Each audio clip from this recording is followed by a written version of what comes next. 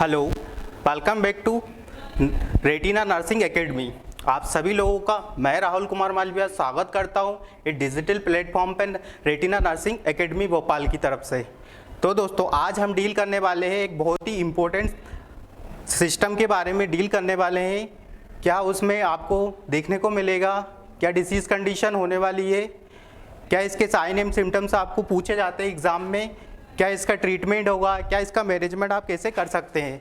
तो आज हम एक्सक्रेटरी सिस्टम का बात करेंगे कि ह्यूमन बॉडी में एक्सक्रेटरी सिस्टम का क्या रोल रहता है और एक्सक्रेटरी सिस्टम में और कौन कौन से सिस्टम्स होते हैं कि जो कि आते हैं एक्सक्रेटरी का रोल करते हैं अपनी ह्यूमन बॉडी में। तो सारी ही जानकारी हम अभी डिटेल में डिस्कस करने वाले हैं। तो चलिए शुरू करते हैं। हम सबसे पहले आपको बता देते हैं कि एक्सक्रेटरी सिस्टम का मतलब ही क्या होता है। जैसा कि आप सभी लोगों ने एकेडमिक में पढ़ा होगा अपने कॉलेजेस में कि एक्सक्रेटरी सिस्टम का मतलब होता है कि जो भी अपनी ह्यूमन बॉडी में मेटाबॉलिक वेस्ट होता है उसको बॉडी से रिमूव करना, मतलब बाहर निकालने के लिए एक्सक्रेटरी सिस्टम, उसको हम एक्सक्रेटरी सिस्टम बोला जाता है। जैसा कि हम बता देते हैं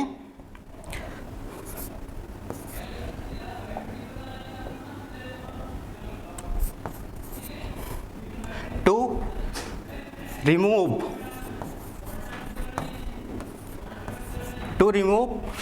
best product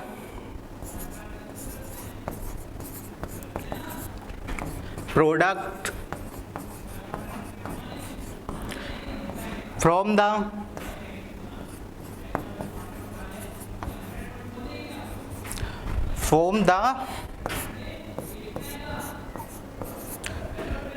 बॉडी। जितने भी हमारी बॉडी में बेस्ट प्रोडक्ट बनते हैं वो बॉडी के थ्रू, एक्सक्रेटरी सिस्टम के थ्रू अपनी बॉडी उसको रिमूव कर देती है। तो चलिए बात करते हैं कि इसमें और कौन कौन से सब्जेक्ट और कौन से सिस्टम आपको देखने को मिलते हैं।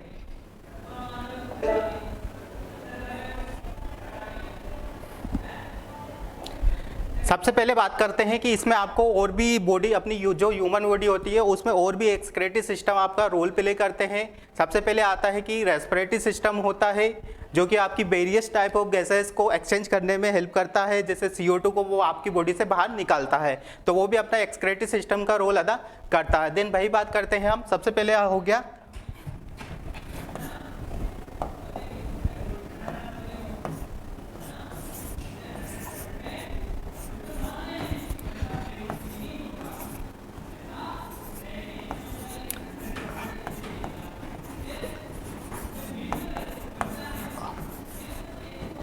Respiratory system. रेस्पिरेटरी सिस्टम जैसा मैंने बताया आपको, ये CO2 को अपनी बॉडी से बाहर निकालता है, ठीक है। देन आता है आपका GI सिस्टम, जिसको हम एलिमेंट्री ट्रैक्ट भी बोलते हैं, कि वो भी अपनी बॉडी से बेस्ट प्रोडक्ट को बाहर निकालता है। देन बात करते हैं आप स्किन का।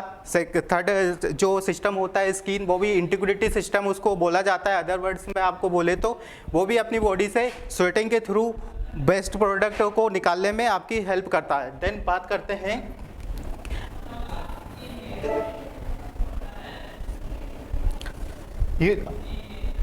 अब जो अपना मेन एक्सक्रेटरी सिस्टम में आता है यूरिनरी सिस्टम, जिसको हम एक्सक्रेटरी सिस्टम भी बोलते हैं, यूरिनरी सिस्टम भी बोला जाता है। यूरिनरी सिस्टम का हम बेसिक डिटेल्स पढ़ेंगे अभी, क्या टर्मिनोलॉजीज होते हैं, क्या क्या बेसिक्स चीज़ें इसमें आती है, सारी चीज़ें हम अभी पढ़ने वाले हैं। कंप्लीट डिटेल में इसका डिस्कशन करने वाले हैं।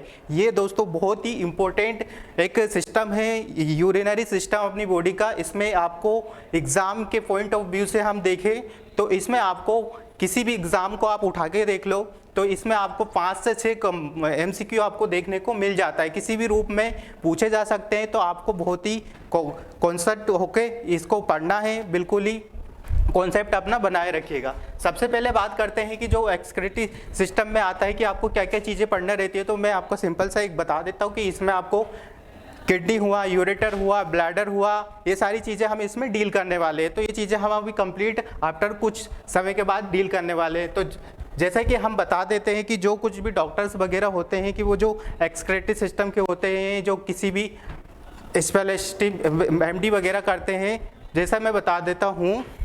सबसे पहले हम देखते हैं यूरोलॉजी। जो यूरोलॉजी के डॉक्टर्स होते हैं वो ह्यूमन बॉडी का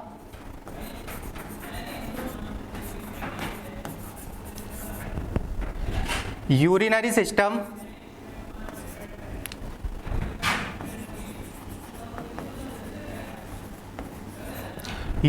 सिस्टम की एनाटमी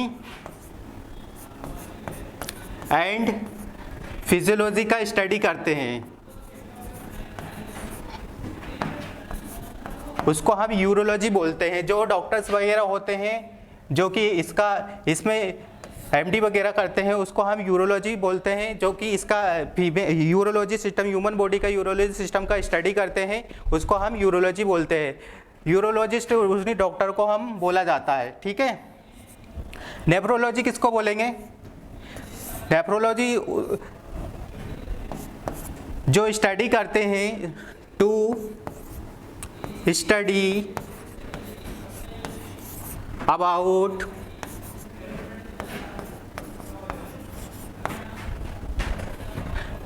अबाउट किडनी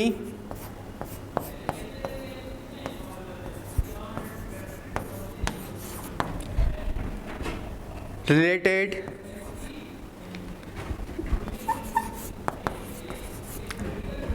जितनी भी किडनी की डिसीज कंडीशन होती है, किडनी का जो भी एनाटमी एंड फिजियोलॉजी होता है, उसकी सारी जो स्टडी करते हैं जो डॉक्टर्स होते हैं, उनको हम नेफ्रोलॉजी बोला जाता है। और जो इसका स्टडी करते हैं उसको नेफ्रोलॉजिस्ट बोलते हैं। तो चलिए हम शुरू करते हैं। ये बेसिक टर्म एंड कंडीशन है, जो टर्मोलॉजी है आप सभी लोगों को पता होना चाहिए कि डिटेल में अपन किसी भी सिस्टम को डिटेल में स्टडी करने से पहले ये चीज़ें आपको पता होना चाहिए कि क्या इसका बेसिक कॉन्सेप्ट होने वाला है, क्या टर्मोलॉजी से, क्योंकि बहुत सारे क्वेश्चन ऐसे होते हैं कि जो कि आपसे टर्मोलॉजी से ही पूछा जा सकता है। तो प्लीज़ इस पर ज़रूर ध्यान दीजिएगा कि क्या यूरोलॉजी होता है, क्या यूरोलॉजिस्ट होता है, ठीक है। तो इतना आप लोगों को समझ में आया। चलिए बात करते हैं हम नेक्स्ट का।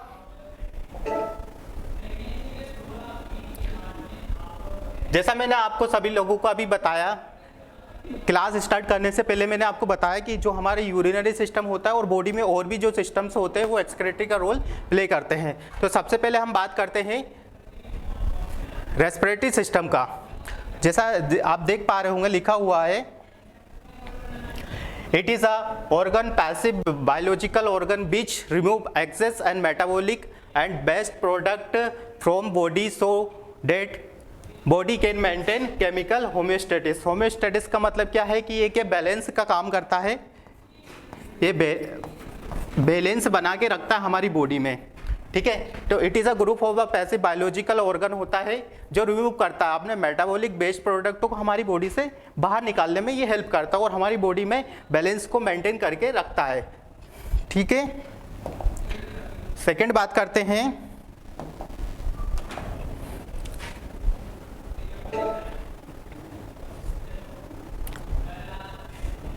सेकेंड आता है हमारा यूरिनरी सिस्टम। यूरिनरी सिस्टम में क्या है?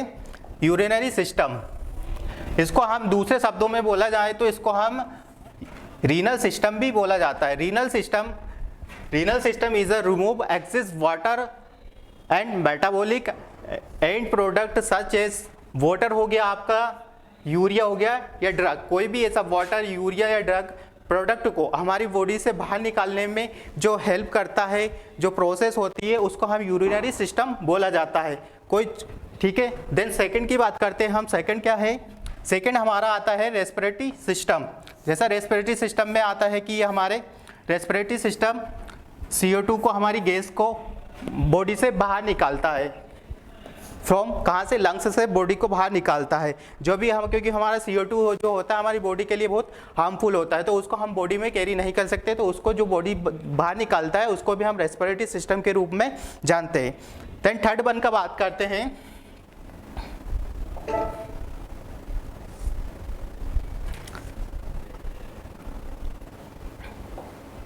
जो तीसरा सिस्टम है हमारा, जो कि एक्सक्रीटरी सिस्टम का रोल प्ले करता है ह्यूमन बॉडी में, उसको हम स्किन बोलते हैं, या उसको हम दूसरे शब्दों में बोला जाए तो इंटीगुमेटरी सिस्टम कहा जाता है। स्किन क्या करता है? जैसा कि स्किन आता है कि स्किन रिमूव करता है एक्सेस वाटर को, करता है and urea in the form of, किसके फॉर्म में हमारी बॉडी से बाहर निकालता है, तो ये हमारी नर्सिंग ऑफिसर्स ये हमारी स्वेटिंग के फॉर्म में आपकी बॉडी से बाहर निकालता है। जब भी आप स्वेटिंग वगैरह होता है तो आप लोगों को देखते होंगे, आप खुद एक्सपीरियंस करते हो कि हमारी बॉडी से बहुत ज़्यादा हम डिहाइड्रेट हो जाते हैं या फिर स्वेटिंग की थ्रू से हमारा जो भी वाटर वगैरह है वो रिमूव हो जाता है। ठीक है, तो ये हमारा स्किन का इंटीग्रिटी सिस्टम हो गया।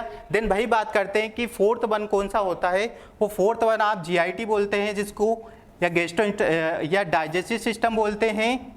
देन उसको अदर लैंग्वेज में बोला जाए तो उसको एक एलिमेंट्री कैनाल भी उसको बोला जाता है। तो ये जीआई के सिस्टम के 3 नाम है, आपको रिमेंबर करना और अच्छे से याद करना है, क्योंकि ये पूछा जाता है कभी कभी एग्जाम में। क्या होता है, जैसे यहाँ पे क्वेश्चन बन जाता है कि जीआई सिस्टम का अदर नेम क्या है, तो आप यदि पता होगा आप लोग तो आप बता सकते हैं कि जीआई सिस्टम का अदर नेम डाइजेस्टिव सिस्टम होता है या एलिमेंट्री कैनाल भी इसको बोला जाता है। एलिमेंट्री कैनाल भी हमारी बॉडी से पीसेस के थ्रू वेस्ट प्रोडक्ट को बॉडी से बाहर निकालता है। ठीक है, तो ये 4 सिस्टम हैं जो कि एक्सक्रीटरी सिस्टम का रोल प्ले करते हैं ह्यूमन बॉडी में।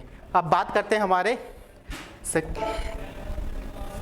मेन सब्जेक्ट का, जो कि हमारा रहने वाला है द यूरिनरी सिस्टम्स, जो कि हम डील करने वाले हैं, बहुत ही ज़्यादा डीपली स्टडी डील करने वाले हैं यूरिनरी सिस्टम को। लिखा हुआ है यूरिनरी सिस्टम्स, रीनल सिस्टम। इसमें रीनल सिस्टम में हम क्या क्या चीज़ें पढ़ने वाले हैं उसका शॉर्ट में अभी आपको बता देता हूँ। हर एक सिस्टम, हर एक ऑर्गन का हम डिटेल में स्टडी करेंगे। ठीक है, यूरिनरी सिस्टम में क्या आता है, सबसे पहले हम यूरिनरी सिस्टम का बात करते हैं तो इसमें आपको किडनी देखने को मिलता है। ठीक है, किडनी एक पेयर ऑर्गन होता है। ठीक है, पेयर का मतलब आप समझते हो ना, मतलब कि जोड़ी में आपको 2 जोड़ी में देखने को मिलता है। ठीक है, जोड़ी में जितने भी ऑर्गन होते हैं हमारी बॉडी में, मतलब आप आई बोल सकते हो, एयर का आप देख सकते हो कि 2 होते हैं। ठीक है, तो ये पेयर ऑर्गन होते हैं, जो नंबर में 2 होते हैं उनको हम पेयर ऑर्गन बोला जाता है। देन उसके बाद क्या आता है, यूरिनरी सिस्टम में हम डील करेंगे यूरेटर का। देन उसके बाद हम डील करेंगे ब्लैडर का। देन उसके बाद हम डील करेंगे यूरेथ्रा का। तो ये सारे ही जितने भी ऑर्गन हैं उनका हम स्टेप बाय स्टेप स्टडी करने वाले हैं। तो सबसे पहले हम बात करते हैं किसका, किडनी का हम सबसे पहले बात करने वाले हैं।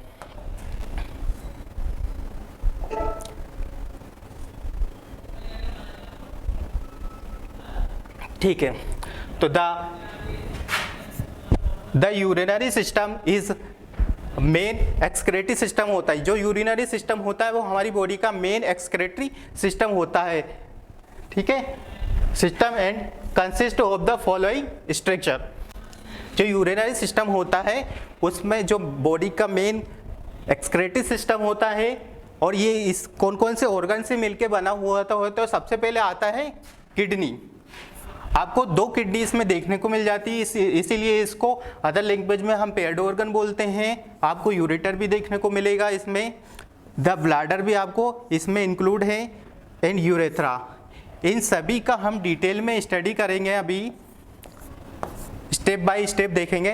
तो चलिए शुरू करते हैं।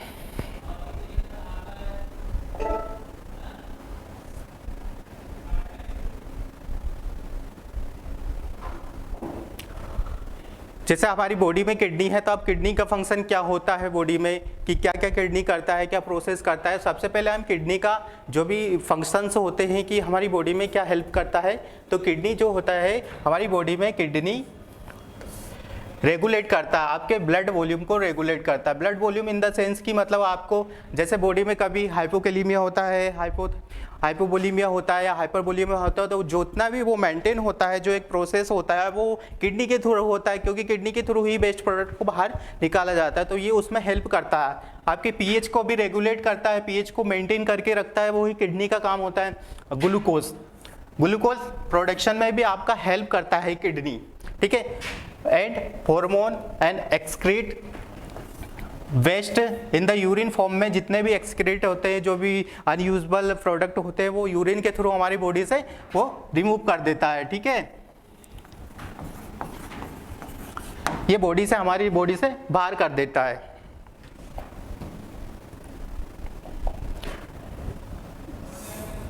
देन आता है सेकंड वन। फर्स्ट हो गया, फर्स्ट किडनी का जितना भी फंक्शन थे, किडनी आपकी बॉडी में मेनली यूरिन के फॉर्म में इन सभी चीज़ों को बाहर निकाल देता है, आपको ब्लड वॉल्यूम को करता है, ग्लूकोज का प्रोडक्शन करवाता है, अदर हार्मोन एक्स का आपकी यूरिन के फॉर्म में आपकी बॉडी से बाहर निकाल देता है। भाई बात करते हैं सेकंड का। सेकंड क्या है? यूरेटर। यूरेटर का काम क्या होता है हमारी बॉडी में? Ureter urine from the kidney से यूरिन को कलेक्ट करता है, यूरिनरी ब्लैडर में वो इसको ट्रांसपोर्ट, अदर लैंग्वेज में हम इसको बोले तो ये एक ट्रांसपोर्ट का काम करता है, ट्रांसपोर्टेशन का काम करता है। ट्रांसपोर्टेशन का काम आप सभी लोगों को पता होगा कि मतलब सामान को इधर से उधर कैरी करके यहाँ से वहाँ शिफ्ट करना होता है। तो जो भी हमारा यूरेटर होता है हमारी बॉडी में, यूरेटर का काम है कि हमारे यूरिन को हमारी बॉडी से किडनी से जो यूरिन बनता है उसको यूरिनरी ब्लैडर में शिफ्ट कर देता है। तो कभी कभी क्या होता है कि आपसे एमसीक्यू पूछा जा सकता है कि which organ transport the urine from kidney to bladder. तो यदि आप लोगों को पता होगा तो आप बता सकते हैं कि यूरेटर वो ऑर्गन है जो कि बॉडी से हमारे यूरिन को ब्लैडर में शिफ्ट करता है।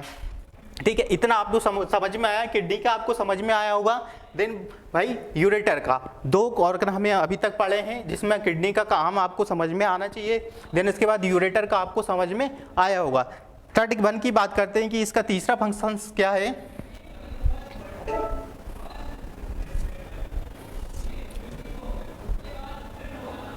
अब तीसरा वाला है यूरिनरी ब्लैडर। यूरिनरी ब्लैडर क्या करता है? यूरिनरी ब्लैडर जैसे मैंने बताया कि यूरेटर से जितना भी यूरिन आता है वो कलेक्ट करता है urinary bladder and temporary store करके रखता है।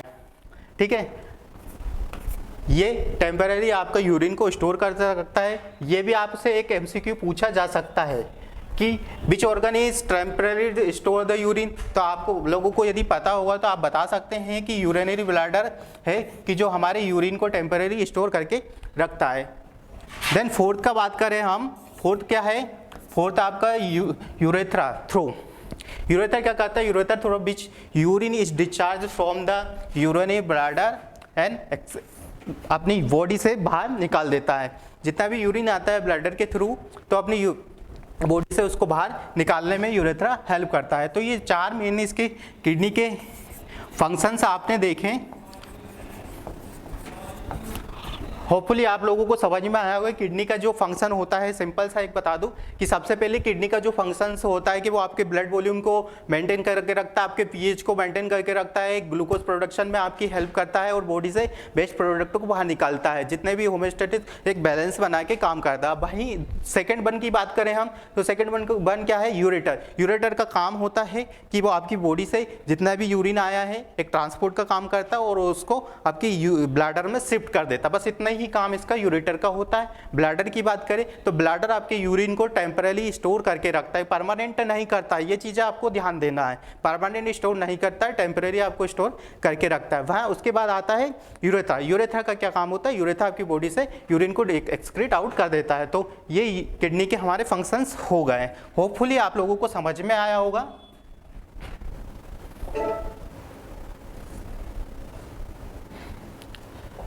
देन बात करते हैं कि हमारी जो किडनी होती है, किडनी और भी चीज़ें करती है और भी आपके जैसे बॉडी में जितने भी हार्मोन होते हैं कुछ हार्मोन का किडनी में हमारा प्रोडक्शन में बहुत ज़्यादा हेल्प करती है। सबसे पहले बात करते हैं हम रेनिन का। रेनिन का आपने नाम पहले सुना होगा या नहीं सुना होता, अभी हम आपको बता देते हैं कि रेनिन का क्या काम होता है। रेनिन आपका किडनी से प्रोडक्शन होता है और ये किस में हेल्प करता है? आपके रेनिन का आपका ब्लड प्रेशर को मेंटेन करने में हेल्प करता है। रेनिन का मोस्ट काम होता है कि आपके राज सिस्टम के बारे में आपने सुना होगा, रेनिन एंजियोटेंसिन कन्वर्टिंग, उसके बारे में सुना होगा। तो ये आपके बीपी को रेगुलेट करता है, बीपी को कम ज़्यादा भी करता है। ठीक है, तो ये जो रेनिन का काम है वो आपकी किडनी के थ्रू हार्मोन सीक्रेट होता है, उसके थ्रू आपका बीपी आपकी बॉडी में इंक्रीज और डिक्रीज होने के चांसेस होते हैं। भाई बात करते हैं हम सेकंड का एरिथ्रोपोइटिन। एरिथ्रोपोइटिन का है एरिथ्रोपोइटिन, बट जैसे ही आता है तो आप लोगों को समझना है कि ये आरबीसी से हमारा रिलेट करता है एरिथ्रोपोइटिन। ठीक है, आरबीसी का प्रोडक्शन में ये हेल्प करता है। एरिथ्रोपोइटिन आपको आरबीसी बनाने में हेल्प करता है। आरबीसी का आपको पता होगा कि 120 डेज इसका लाइफ स्पैन होता है। ठीक है, ये एक नॉर्मल अडल्ट का होता है। नॉर्मल अडल्ट का होता है, आपको बच्चों का अलग होता है, बच्चों का आपको 80 टू 90 डेज के अराउंड आपको देखने को मिल जाता है। ठीक है, इतना समझ में आया आप लोगों को। देन अदर का बात करते हैं, कैल्सिटोनिन क्या करता है, या कैल्सिटोनिन आपका वो ब्लड में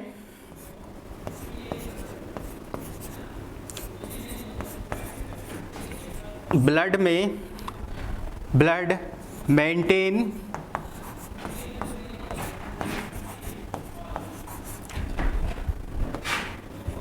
मेंटेन कैल्शियम लेवल को आपकी बॉडी में या आपके ब्लड स्ट्रीम में इसको मेंटेन करके रखता है। कैल्सिटोनिन का काम होता है, ध्यान रखना ब्लड में करता है आपका, इसमें नहीं करता है कि आप किस बोन में, ये नहीं करता है। ये मोस्ट इंपॉर्टेंट थिंग आपको रिमेंबर करना है कि कैल्सिटोनिन का जो वर्क होता है वो आपकी ब्लड में कैल्शियम लेवल को मेंटेन करके रखना होता है, आपकी बोन में इसका कैल्शियम को नहीं करना है। तो ये आपको एमसीक्यू आपको देखने को मिल सकता है, इंपॉर्टेंट आप यहाँ पे मार्क कर सकते हैं। ठीक है, प्रोस्टाग्लैंडिन क्या होता है, प्रोस्टाग्लैंडिन आपका एक हार्मोन होता है।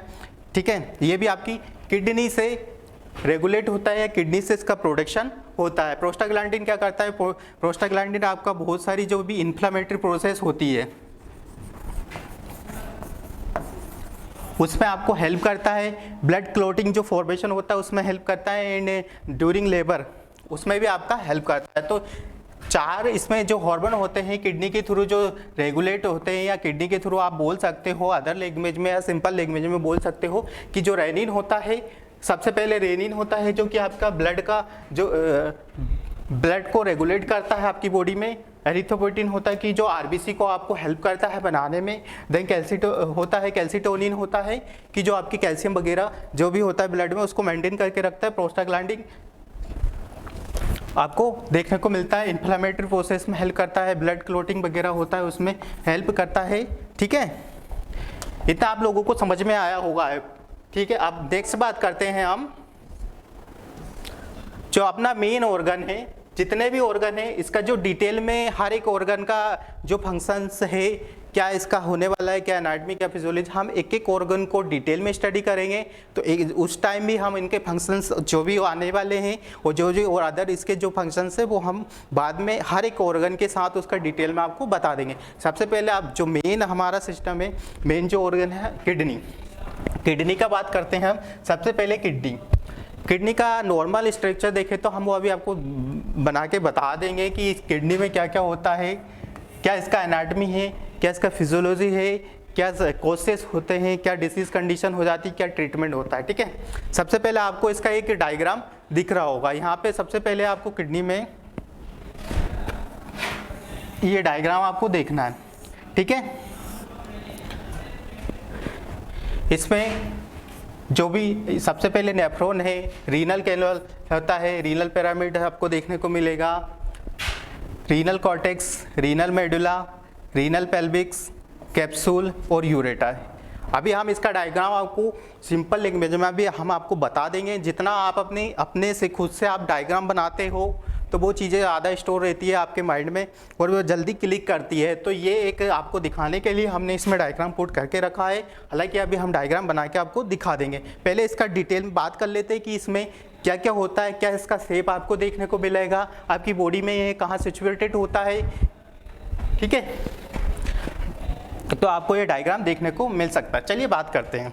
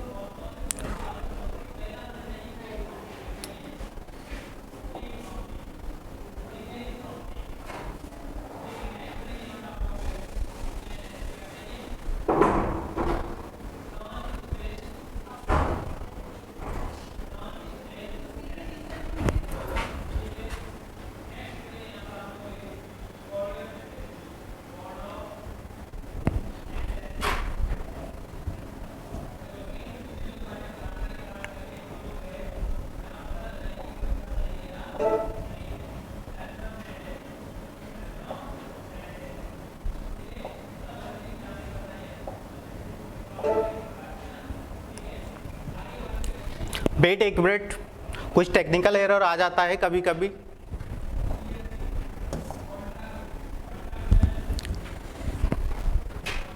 ठीक है, हो गया, टेक्निकल एरर आपने खत्म हो गया। सबसे पहले आप बात करते हैं, हम आपको किडनी को बना के बता देते हैं।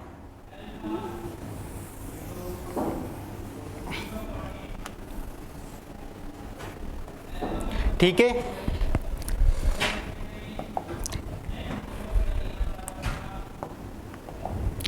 सबसे पहले इसकी जो आउटर लेयर होती है,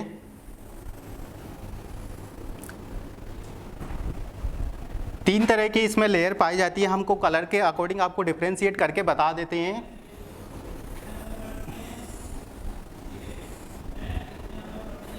ठीक है, सबसे पहले जो आउटर कवरिंग लेयर होती है उसको हम क्या बोलते हैं, उसको हम रीनल कैप्सूल बोलते हैं। जो आउटर कवरिंग लेयर होती है उसको हम रीनल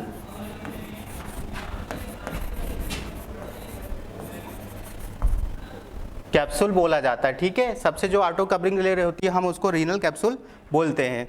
देन सेकंड की बात करते हैं, जो सेकंड लेयर होती है किडनी का, हम उसको क्या बोलते हैं,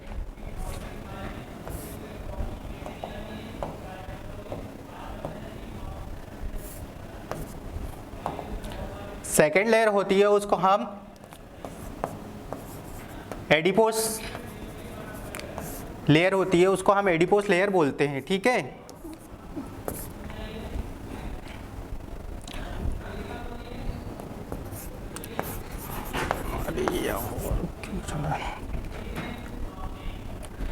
थर्ड वन होती है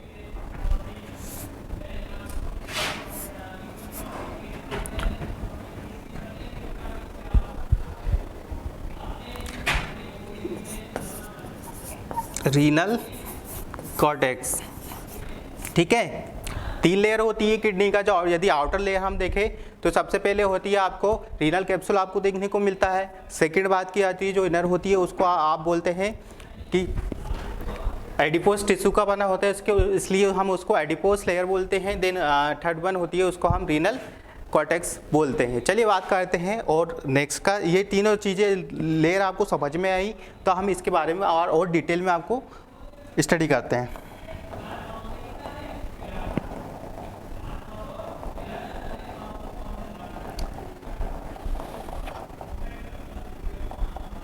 ठीक है,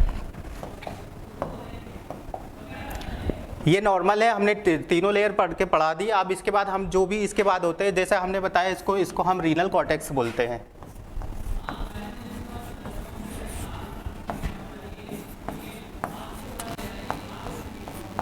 रीनल कॉर्टेक्स, ठीक है, इसको रीनल कॉर्टेक्स बोलते हैं। देन जो इसके अंदर एक और लेयर होती है,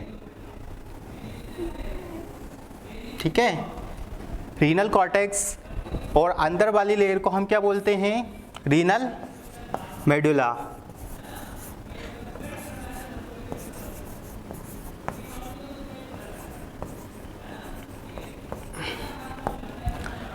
बाहर वाली लेयर को हम रीनल कॉर्टेक्स बोलते हैं, अंदर वाली लेयर को हम रीनल मेडुला बोलते हैं। आपको याद रखने का सिंपल सा एक फंडा बता देता हूं कि जितने भी हमारी बॉडी में इनर लेयर होती है हम मोस्टली उनको रीनल मेडुला ही बोला जाता है, बट किडनी से रिलेटेड है तो इसलिए हम उसको रीनल मेडुला बोलते हैं। आपको याद रखने के लिए सिंपल सा एक चीज़ है, एक ट्रिक है, आप इसको IM के थ्रू याद कर सकते हो। इनर लेयर, ठीक है, इनर लेयर और आई फॉर मेडुला। ठीक है, तो आप इससे एक ट्रिक है, आप इससे याद भी रख सकते हो।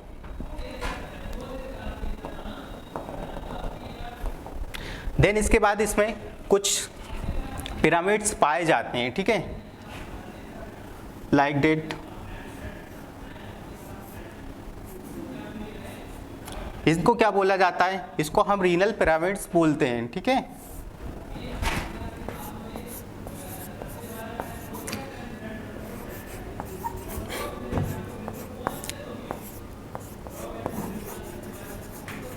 Renal pyramids. अब जो रीनल पिरामिड्स के, दो रीनल पिरामिड्स के बीच में का जो स्पेस होता है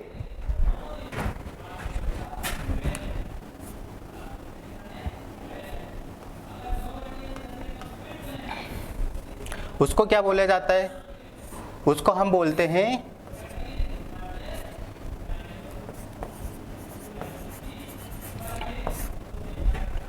रीनल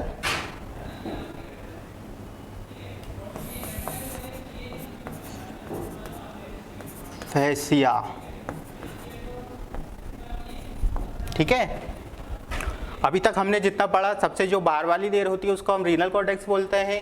देन उसके अंदर वाली लेयर को हम बोलते हैं रीनल मेडुला बोलते हैं।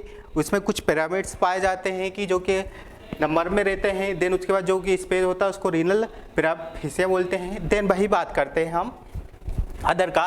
इनके बीच में एक यहाँ पे जो होता है ऐसे कुछ कुछ स्ट्रक्चर्स पाए जाते हैं। ठीक है, देन इसके बाद यहाँ पे कुछ कपनुमा स्ट्रक्चर भी प्रेजेंट होते हैं जिनको हम क्या बोलते हैं, जिनको हम बोलते हैं माइनर कैलिक्स।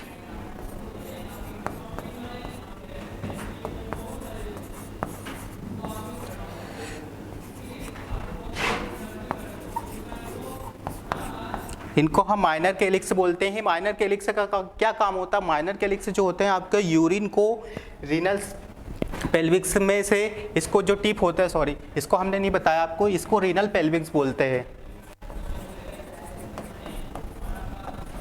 पेल्विस, रीनल पेल्विक्स से जो भी यूरिन आता है कलेक्ट करता है ड्रॉप बाय ड्रॉप, वो कहाँ पे कलेक्ट होता है? वो आपके माइनर कैलिक्स में कलेक्ट होता है। माइनर कैलिक्स से फिर एक और कप लाइक स्ट्रक्चर पाए जाते हैं कि जो माइनर कैलिक्स से बड़े होते हैं। यहाँ पे कुछ ऐसे टाइप के कप्स नुमा लाइक स्ट्रक्चर पाए जाते हैं। उनको क्या बोला जाता है? उनको मेजर कैलिक्स बोलते हैं। मेजर कैलिक्स का क्या काम होता है? मेजर कैलिक्स का यही काम होता है कि जितना माइनर कैलिक्स से जो यूरिन आता है वो यूरिन आपको माइनर कैलिक्स के थ्रू मेजर कैलिक्स में आपको देखने को मिलता है। उसके बाद इसमें यहाँ कलेक्ट हो जाता है। ठीक है, ये सिंपल सा है। सबसे पहले हमने देखा रीनल कॉर्टेक्स। हो सकता है आपको डायग्राम सही नहीं लग रहा हो, क्योंकि डायग्राम इंपॉर्टेंट नहीं है। डायग्राम में ये चीज़ें इंपॉर्टेंट होती है कि आपको समझ में आना चाहिए कि क्या चीज़ें कहाँ होती है, कौन सी लेयर कहाँ होती है और किसका क्या फंक्शंस होता है। ठीक है, सबसे पहले हमने पढ़ा रीनल कॉर्टेक्स पढ़ा, जो कि आउटर मोस्ट लेयर होती है। देन उसके बाद जो इनर मोस्ट लेयर होती है किडनी का, उसको हम रीनल मेडुला बोलते हैं। देन उसके बाद आता है कि इसमें पिरामिड्स पाए जाते हैं।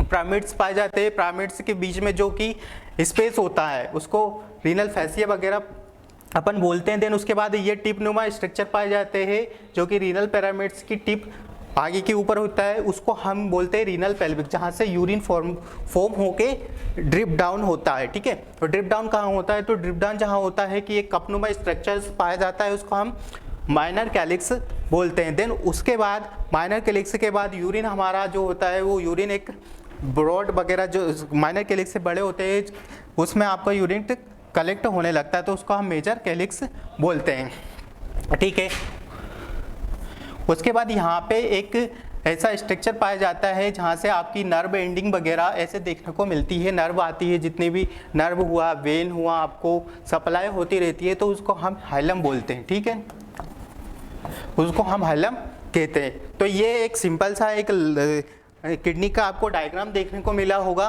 होपफुली आपको समझ में आया होगा कि क्या कहाँ चीज़ें कहाँ सिचुएटेड होती है। ठीक है, अब इसको मैं रब करता हूँ और आगे डिटेल में हम डिस्कशन करते हैं। यदि आपको डायग्राम भी अच्छे से समझ में नहीं आया है तो जो डायग्राम अभी इसमें मैंने पुट किया उसके थ्रू भी आपको हम समझा के दिखा देते हैं।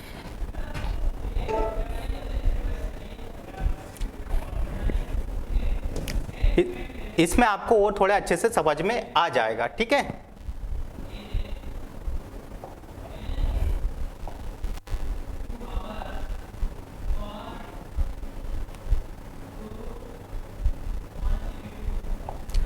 जैसा मैंने अभी आपको बताया कि जो आउटर मोस्ट लेयर होती है उसको हम क्या, इस जो आउटर मोस्ट लेयर होती है इसको हमने क्या बोला था? इसको हमने कैप्सूल बोला था। ठीक है, तो हमने इसको रीनल कैप्सूल बोला था, रीनल कैप्सूल बोला था। ठीक है, देन उसके बाद होता है कि जो मैंने पिरामिड्स बताए थे आपको, ये वाले, इसको हम रीनल पिरामिड्स बोलते हैं। आप इसमें क्लियर डायग्राम में समझ सकते हो क्योंकि ये एक इमेज टाइप का डायग्राम है, तो इसको आपको अच्छे से समझ में आ जाएगा, इसलिए हम आपको बता रहे हैं। देन उसके बाद इसके बाद जो रीनल कॉर्टेक्स है और रीनल मेडुला के बीच का जो लाइनिंग जो स्पेस होती है ये वाली, इसको हम क्या बोलते हैं? इसको हम कॉर्टेक्स बोलते हैं, रीनल कॉर्टेक्स बोलते हैं। और उसके बाद जो रीनल कॉर्टेक्स और रीनल मेडुला की बाद का जो ऑर्गन और जो स्पेस है जो सिचुएटेड रहता है उसको हम रीनल मेडुला बोलते हैं। देन उसके बाद रीनल पेल्विक, जैसे मैंने बताया था कि वो ड्रॉप लाइक छोटे छोटे ऐसे स्ट्रक्चर पाए जाते हैं इसकी टॉप पे, रीनल पिरामिड्स की टॉप पे, तो हम उनको क्या बोल रहे थे, रीनल पेल्विक्स बोल रहे थे। ठीक है, जैसे मैं ये हो गया रीनल कैप्सूल का हमने आपको बताया। देन उसके बाद ये आपका यूरेटर में आ जाता है, तो ये आपका यूरेटर हो गया। ठीक है, आपको ये चीज़ें इस डायग्राम से ज़्यादा अच्छे से क्लियर हो गई होगी आई होप। ठीक है, चलिए हम नेक्स्ट का बात करते हैं। ये हमारा डायग्राम रिलेटेड हो गया।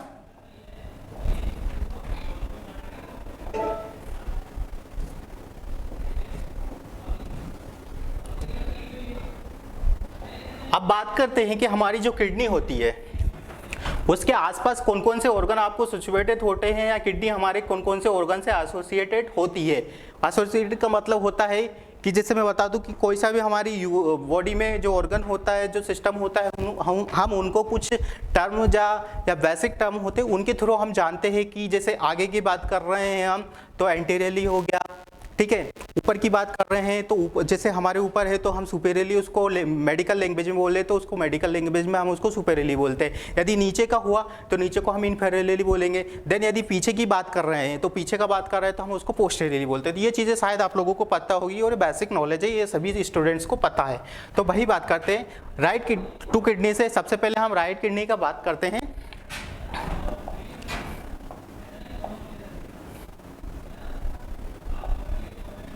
ठीक है, राइट किडनी सबसे पहले हम बात करेंगे एंटीरियरली। एंटीरियरली जैसा मैंने बताया आपको, एंटीरियरली का मतलब क्या होता है, फ्रंट में। ठीक है, एंटीरियरली हमारी बॉडी में जहाँ किडनी सिचुएटेड होता है वहाँ पे एंटीरियरली क्या रहता है, ड्यूडेनम रहता है, right lobe of the liver रहता है। ठीक है, दो ऑर्गन आपको सिचुएटेड देखने को मिलता है। जैसे हमारी किडनी है, राइट साइड की बात करें तो आपको ड्यूडेनम देखने को मिलेगा। वही बात करते हैं राइट साइड में तो आपको लीवर भी देखने को मिलेगा, क्योंकि लीवर एक सिंगल ऑर्गन होता है और वो राइट साइड ही हमारी बॉडी में सिचुएटेड होता है। तो इसलिए आप राइट किडनी की बात करोगे, वो जब एंटीरियरली की बात करेंगे तो आपको यहाँ पे राइट किडनी में आपको लीवर देखने को मिलेगा।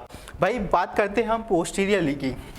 पोस्टीरियर की बात करें तो आपको पीछे बैक साइड में आपको क्या देखने को मिलेगा, आपको डायफ्राम देखने को मिल सकता है, डायफ्राम मसल्स देखने को मिल सकता है। पोस्टीरियर एब्डोमिनल वॉल आपको यहाँ पे देखने को मिल सकता है। ठीक है, यहाँ पे पोस्टीरियर की बात हो गई। आपका एंटीरियरली की बात होगी कि एंटीरियरली में आपको क्या चीज़ें देखने को मिलती है। यदि किडनी का आपको कुछ क्वेश्चन यहाँ पे बनते हैं exam of point of view से हम देखें तो ऐसे क्वेश्चंस बनते हैं आजकल एग्जाम में कि आपको एंटीरियर राइट किडनी में एंटीरियर में आपको कौन से ऑर्गन देखने को मिलेगा, विच फॉलोइंग ऑफ ऑर्गन आपको find in right kidney and posteriorly आपको, तो ये चीज़ें आपको पता है तो आप एग्जाम में अच्छे से पुट कर सकते हो। ठीक है, अब बात करते हैं हमारा इंटीरियरली हो गया, पोस्टीरियरली हो गया, देन सुपीरियरली की बात करते हैं। सुपीरियरली में आपको क्या मिलता है, सुपीरियरली जैसे हम बता दें आपको सुपीरियरली का क्या है।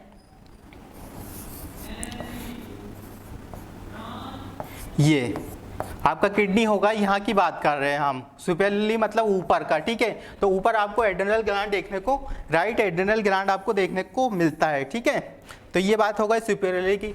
राइट किडनी का बात हमने कर लिया, तो ये चीज़ें आपको, इतने ऑर्गन आपको किडनी में आपको देखने को मिल सकते हैं। ठीक है, अब बात करते हैं हम लेफ्ट किडनी का।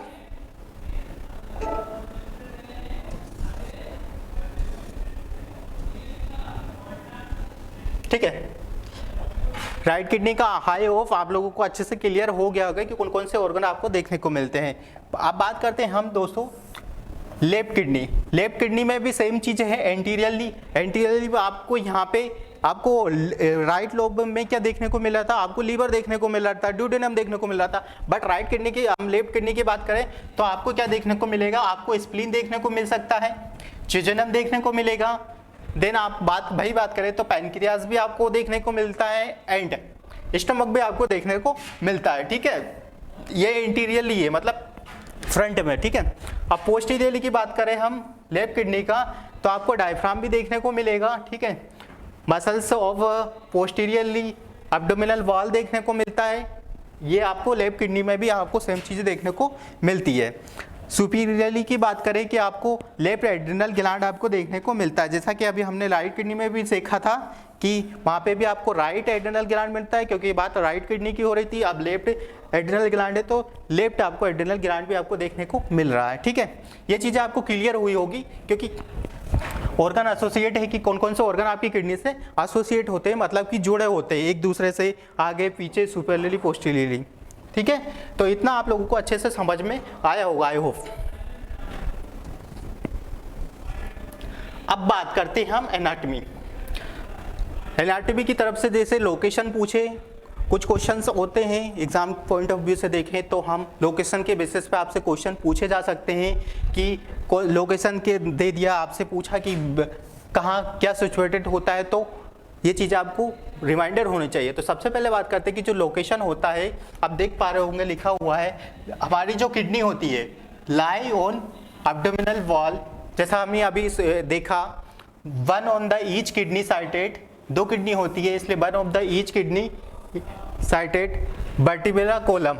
ठीक है, ये वर्टिब्रल कॉलम से होती है behind the peritoneum and below the diaphragm. ठीक है, अब किडनी का जो लोकेशन होता है वो लाई होता है अपने किस पे होता है, एब्डोमिनल वॉल पे होता है, पीछे होता है, बिहाइंड होता है। बिहाइंड का मतलब होता है पीछे, इसीलिए आप किडनी को नॉर्मल लैंग्वेज में बोलते हैं कि रेट्रोपेरिटोनियल ऑर्गन। ठीक है, तो ये बहुत ही ज़्यादा इंपॉर्टेंट आप पॉइंट है, आपको रहने वाला है, तो आप इसको अच्छे से याद कर लीजिए, या आपकी जो अभी कॉपी वगैरह होती है, यदि आप नोट्स वगैरह बना रहे हो तो उसको ऊपर जो होता है ना लाइन के ऊपर, आप उसको वहाँ पे लिख सकते हो। ठीक है, कि which organ is a retroperitoneal organ, तो आप इजी बता सकते हैं कि रेट्रोपेरिटोनियल ऑर्गन जो रहता है मतलब ये है कि वो आपकी पीछे की तरफ रहता है, तो इसलिए हम उसको रेट्रो मतलब पास पीछे, पेरिटोनियल ऑर्गन मतलब एब्डोमिनल के पीछे रहता है, इसलिए हम उसको रेट्रोपेरिटोनियल ऑर्गन कहा जाता है। ठीक है, ये बहुत इंपॉर्टेंट है। ठीक है, आप यहाँ पे इंपॉर्टेंट मार्क्स कर सकते हो, आपके लिए बहुत हेल्पफुल रहने वाला है।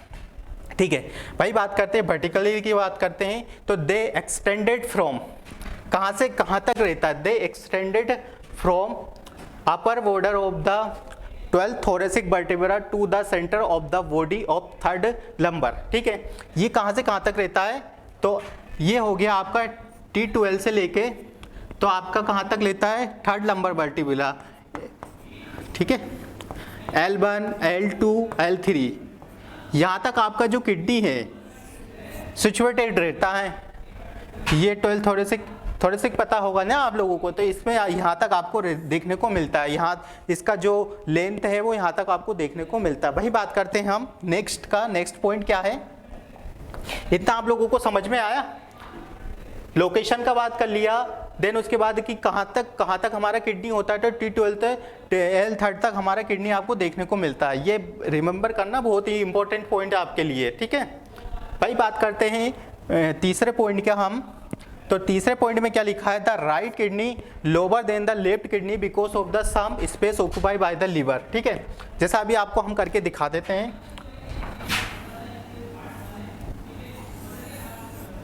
ये आपका किडनी हो गया। ठीक है, स्पेस क्यों रहता है, क्योंकि जो स्पेस होता है the right kidney is lower, ये जो राइट किडनी होती है ये थोड़ा सा छोटा होता है, कंपेयर करें हम लोअर होता है, कंपेयर करें तो हम लेफ्ट किडनी की तुलना में यदि हम कंपेयर करें तो जो राइट किडनी होता है वो थोड़ा सा छोटा होता है लेफ्ट किडनी की तुलना में। तो क्यों होता है, क्योंकि यहाँ पे जो लीवर होता है हमारा, लीवर सिचुएटेड होता है, उसकी वजह से जो राइट किडनी होता है वो राइट किडनी हमारा थोड़ा सा छोटा होता है। तो ये चीज़ें आपको अच्छे से क्लियर हुई होगी कि क्यों हमारा स्पेस होता है और किसकी वजह से हमारा जो राइट किडनी होता है वो थोड़ा सा छोटा होता है लेफ्ट किडनी की कंपेयर करें। तो ठीक है, इतनी चीज़ें आपको समझ में आई है। लोकेशन हो गया हमारा, और हमारी जो किडनी होती है वो कहाँ तक सिचुएटेड होती है, और लेफ्ट किडनी की बात करते हैं। चलिए आप नेक्स्ट बात करते हैं।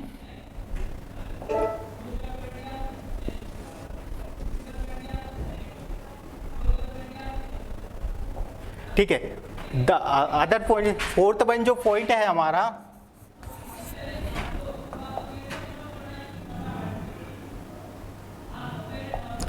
Right kidney is located below the diaphragm and the posterior of the liver. ठीक है, ये राइट किडनी का बात हो गया। राइट किडनी हमारी जो होती है लोकेटेड होती है, लोकेटेड कहाँ होती है? डायफ्राम, जैसा मैंने अभी बताया था आपको, एंटीरियर और पोस्टीरियर में लिवर के थ्रू होता है। देन बात करते हैं left kidney is located below the diaphragm and posterior to the spleen. अभी राइट किडनी की बात करा था हमने, तो राइट किडनी हमारा लिवर के थ्रू होता है। अब पोस्टीरियर की बात करें तो ये जो लेफ्ट किडनी होता है वो आपको डायफ्राम और एन स्प्लीन में आपको देखने को मिल सकता है। Both kidney are supplied by, जो ब्लड होता है both kidney are supplied by the renal artery, ठीक है, रीनल आर्टरी के थ्रू आपको जो रीनल ऑर्गन है या रीनल किडनी की बात करें हम, तो उसमें आपको ब्लड सप्लाई देखने को मिलती है। बोथ किडनी में होता है, राइट भी बोल सकते हो आप, लेफ्ट भी किडनी बोल सकते हो। तो बीच are the branch of the, जो हमारी रीनल आर्टरी है वो किसकी ब्रांच होती है? तो रीनल आर्टरी जो ब्रांच है हमारी एब्डोमिनल आर्टरीज की ब्रांच है, ठीक है। तो इसके थ्रू हमारी किडनी में ब्लड सप्लाई होती है। तो ये भी एक क्वेश्चन बन सकता है यदि आप एग्जाम के पॉइंट ऑफ व्यू से देखें कि which artery supply the blood to the kidney, तो आप यहाँ पे लिख सकते हो कि रीनल आर्टरी है जो कि हमारी किडनी को ब्लड सप्लाई करती है। ब्लड सप्लाई कैसे होती है वो हम डिटेल में डिस्कशन करेंगे। अभी आप ये चीज़ें याद रखें, ये आपको इम्पोर्टेंट होने वाला है, ठीक है। नेक्स्ट का बात करते हैं। नेक्स्ट क्या है? ये हमारे एनाटॉमी एंड फिजियोलॉजी एनाटॉमी हो गया, हमारी किडनी रिलेटेड है। अब इसका बात करते हैं कि जो भी एक एग्जाम में कुछ वन लाइनर क्वेश्चंस होते हैं, आपसे पूछे जाते हैं कभी कभी कि which type of organ, which type of organ किस शेप का होता है, कितना इसका वेट होता है, मेल और फीमेल में कितना इसका वेरी करता है। तो चीज़ें अभी डिस्कस करने वाले हैं। सबसे पहले किडनी का जो हम शेप की बात करते हैं कि किस टाइप का शेप आपको देखने को मिलता है किडनी का, ठीक है। तो it is bean shaped like, जैसा हमने हिंदी में भी लिख के रखा है आपके लिए, बीन के आकार का इसका शेप होता है, ठीक है। इंपॉर्टेंट है ये, आपसे एग्जाम में पूछ सकते हैं, ठीक है। साइज की बात करते हैं, मेजरमेंट का साइज है तो आपको एक नॉर्मल जो साइज है एवरेज मान के चले, ये एवरेज साइज आपको देखने को मिलेगा, ठीक है। 12, 6, 3 आपको याद रखने के लिए आप 3, 6, 12 भी रख सकते हो या 12, 6, 3 भी रख सकते हो, बट ये है कि आपको याद होना चाहिए। CHOs वगैरह या NHM जैसे एग्जाम में आपको ये पूछा जा सकता है, क्योंकि वन लाइनर क्वेश्चन ही आपको ये चीज़ें इसमें देखने को मिलती है, ठीक है। बात करते हैं साइज का, 10 to 12 सेंटीमीटर ये लॉन्ग रहता है हमारी किडनी, ठीक है। 6 सेंटीमीटर बाइट देती है, मतलब बाइट का मतलब है कि चौड़ाई कितना होता है, तो 6 सेंटीमीटर रहता है। थिक कहता है कि कितना इसका बिड्थ है, कितना इसका वो है कि रहने वाला है। तो आप जैसा देख पा रहे होंगे 12 तो एक एवरेज आप लैंग्वेज में बोल सकते हो कि इसका जो मेजरमेंट है वो 12, 6 और 3 रहने वाला है, ठीक है। इतना चीज़ें आपको क्लियर हुई। अब चलते हैं नेक्स्ट स्लाइड पे।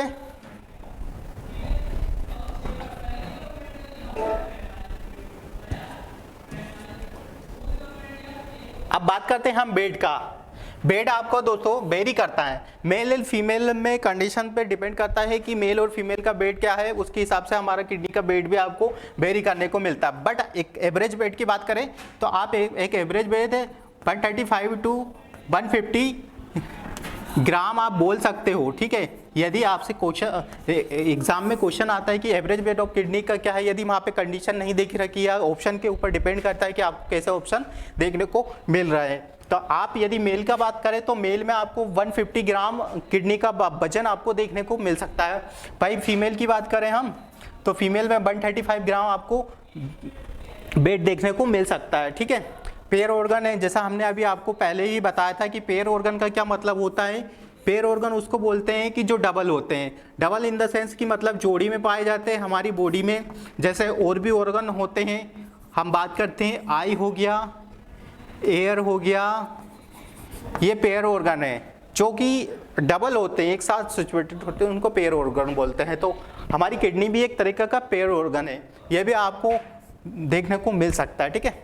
कलर का बात करते हैं कि किडनी का कलर कैसा होता है। तो किडनी का जो कलर होता है वो रेडियस ब्राउन कलर का देखने को मिलता है आपको, ठीक है। वेट हो गया, पेयर हो गया, कलर हो गया। वेट हो गया हमारा, हमने लोकेशन देखा किडनी का कहाँ लोकेशन होता है। किडनी एक हेटरोपेरिटोनियल ऑर्गन है, इसका जो कहाँ कहाँ लंबाई होती है वर्टिब्रा में, कहाँ कहाँ ये सिचुएटेड रहता है। तो हमने इसको देखा कि थोरेसिक 12 से लेके तो ये लंबर 3rd तक यहाँ पे रहता है, अब हमने पहले बात क्या करी थी, देन उसके बाद हमने बात करी कि इसका वेट कितना है। तो वेट हमने आपको बताया अभी कि कितना रहता है, 135 मेल में, 135 इन फीमेल में आपको देखने को मिलता है। सेकंड बात करी हमने पेयर ऑर्गन का, पेयर ऑर्गन रहता है। कलर का हमने बात करा कि किडनी का कलर आपको क्या देखने को मिलता है, ठीक है।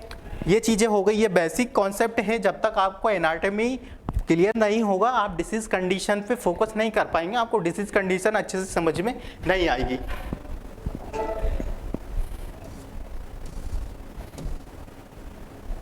अब बात करते हैं kidney are supply by 20% of the total blood cardiac output. Cardiac output का एक मेजर अमाउंट में जो भी ब्लड होता है वो किडनी के थ्रू सप्लाई होके जाता है। तो इसको हम अभी थोड़ा सा डिटेल में आपको बताएंगे कि ये 20% जो कार्डियक आउटपुट होता है, 20 to 25% आपको बोलते हैं, 20 to 25% जितना भी ब्लड होता है हमारी ह्यूमन बॉडी का वो किडनी के थ्रू सप्लाई होके जाता है, ठीक है। एंड जो अपन डेवलपमेंट ऑफ किडनी ओकर की बात करें कि जब फीटल लाइफ होती है बच्चों की मदर में, जब फीटल लाइफ होता है तो जो किडनी का जो डेवलपमेंट होता है हर एक ऑर्गन पर्टिकुलर चीज़ से पर्टिकुलर से आपको डेवलपमेंट देखने को मिलता है। तो जो किडनी का डेवलपमेंट होता है वो किडनी का डेवलपमेंट आपको सैक्रल रीजन के थ्रू देखने को मिल सकता है, ठीक है। होपफुली आपको ये चीज़ें समझ में आई होगी। हमने अभी इसका ब्लड सप्लाई बताई कि ब्लड सप्लाई कितना होता है, 20 to 25% इसमें देखने को मिलता है और सैक्रल रीजन से आपको इसका डेवलपमेंट देखने को मिलता है।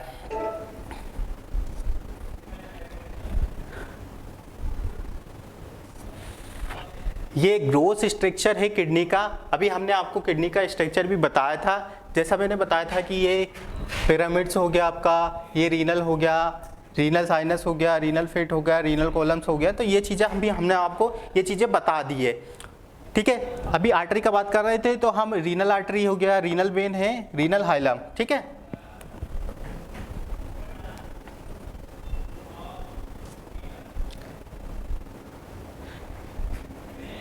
ग्रोथ स्ट्रक्चर की बात करें कि किडनी का ग्रोथ स्ट्रक्चर क्या है, तो the vertebral section of the kidney they are two types होते हैं, ठीक है। The outer part of kidney is renal, जैसा मैंने अभी आपको बताया, डायग्राम में बताया था, बट यहाँ पे आपको ऐसे नोट्स के रूप में आप देखें तो आप यहाँ से नोट्स को नोट डाउन कर सकते हो कि the vertebral section of the kidney कितने में होती है, दे आर द टू, ठीक है। 2 टाइप्स होता है, जैसा मैंने आपको नोट्स में बताया था। वो इसके लिए आप देख सकते हैं कि जो outer parts of the kidney है उसको हम क्या बोलते हैं, जैसे आउटर पार्ट हो गया ये वाला, आउटर पार्ट ऑफ किडनी को हम क्या बोलते हैं, रीनल कॉर्टेक्स बोलते हैं, ठीक है। Inner part of the kidney known as the renal medulla, जैसा मैंने अभी आपको बताया था, जब डायग्राम बनाया था तो आप उसको याद रखने के लिए IM के थ्रू उसको याद रख सकते हो, ठीक है। Renal outer part of the kidney क्या होता है, कॉर्टेक्स होता है, और जो inner part of the kidney होता है वो रीनल मेडुला होता है, ठीक है।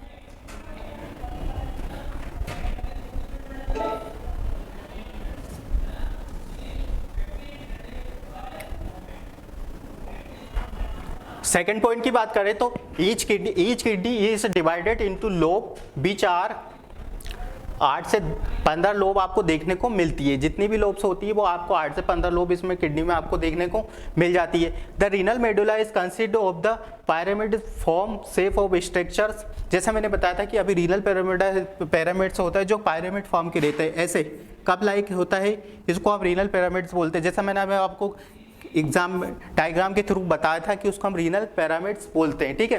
विच आर नोनो ऐसे रीनल पिरामिड्स बोलते हैं, contain the collecting duct which carry, क्या करता है, इसका काम क्या है, इसका काम है filtered substance to the pelvis. जो रीनल पेल्विस होता है उसमें फिल्टर करके सब्सटेंस को पहुंचाता है, ठीक है। ये रीनल मेडुला का हमारा काम हो गया, ठीक है। नेक्स्ट बात करते हैं हम, सेकेंड पॉइंट क्या है। सेकेंड पॉइंट हमारा नेक्स्ट पॉइंट है कि द कोर्टेक्स का यदि आपसे एग्जाम में पूछा जाता है तो कौन से का आपको कोर्टेक्स देखने को मिल सकता है, is a where the blood filtered in the kidney there are the structure and the functional unit which known as the nephron, ठीक है। ये अलग पॉइंट है, कोर्टेक्स का कॉन्सेप्ट होता है। देन उसके बाद करते हैं कि किडनी का जो भी स्ट्रक्चर एंड फंक्शनल यूनिट है वो क्या है। तो आप इजी लैंग्वेज में और इजी हो सके आप बता सकते हो कि नेफ्रॉन को हम स्ट्रक्चर और functional unit of the kidney बोला जाता है। ये बहुत इंपॉर्टेंट क्वेश्चन है, यहाँ पे आप इसमें वेरी इंपॉर्टेंट कर सकते हो, ठीक है।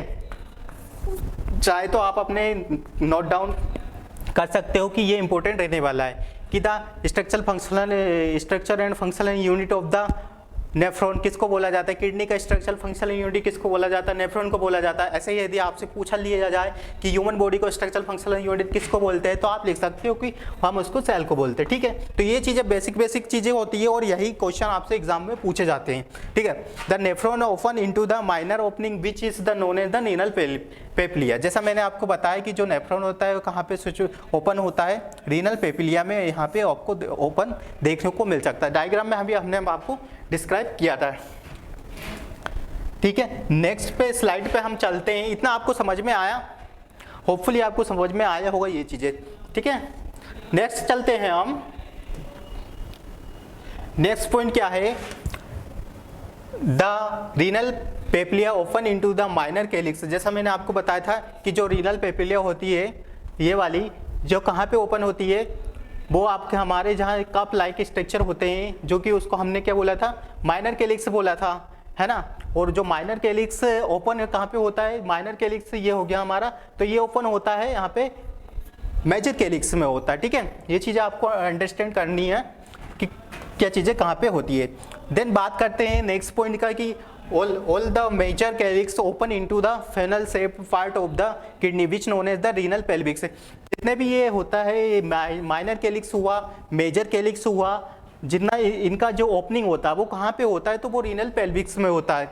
ठीक है, जहाँ पे जो यूरिन आता है वो इनके थ्रू आके रीनल पेल्विक्स में आता है। ठीक है, नेक्स्ट पॉइंट का बात करते हैं हम। नेक्स्ट पॉइंट क्या लिखा है कि the renal pelvis open into the ureter hollow cavity which urine accumulate and drain into the ureter. ठीक है, जो भी रीनल पेल्विक्स होता है, रीनल पेल्विक्स में यूरिन आता है, वहाँ से ड्रॉप डाउन होके ड्रेन होके यूरिन अपना धीरे धीरे ड्रॉप डाउन होता है और किस में होता है, तो वो यूरेटर में चला जाता है। जैसे किडनी हुआ ये वाला, ठीक है, तो यहाँ पे रीनल पेल्विक्स हो गया, ये यूरेटर है हमारा, यूरेटर यहाँ से ड्रॉप डाउन करके यूरिन ऐसे किडनी से निकल के आ जाता है यहाँ पे ये। ठीक है, तो होपफुली ये चीज़ आपको समझ में आएगी कि माइनर कैलिक्स क्या होता है, माइनर कैलिक्स मेजर कैलिक्स से यूरिन आता है, उसके बाद हमारा यूरिन आता है कि रीनल पेल्विक्स में आता है, रीनल पेल्विक्स के थ्रू जो यूरिन होता है वो हमारे यूरेटर में ट्रांसपोर्ट हो जाता है। ठीक है, ये चीज़ें आपको अच्छे से समझ में आई होगी। हम नेक्स्ट स्लाइड पे चलते हैं। ठीक है,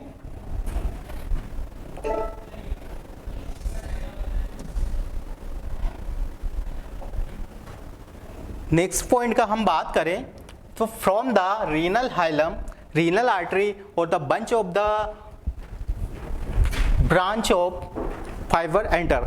जो रीनल हाइलम है, जैसा हमने बताया था अभी आपको किडनी में, यहाँ पे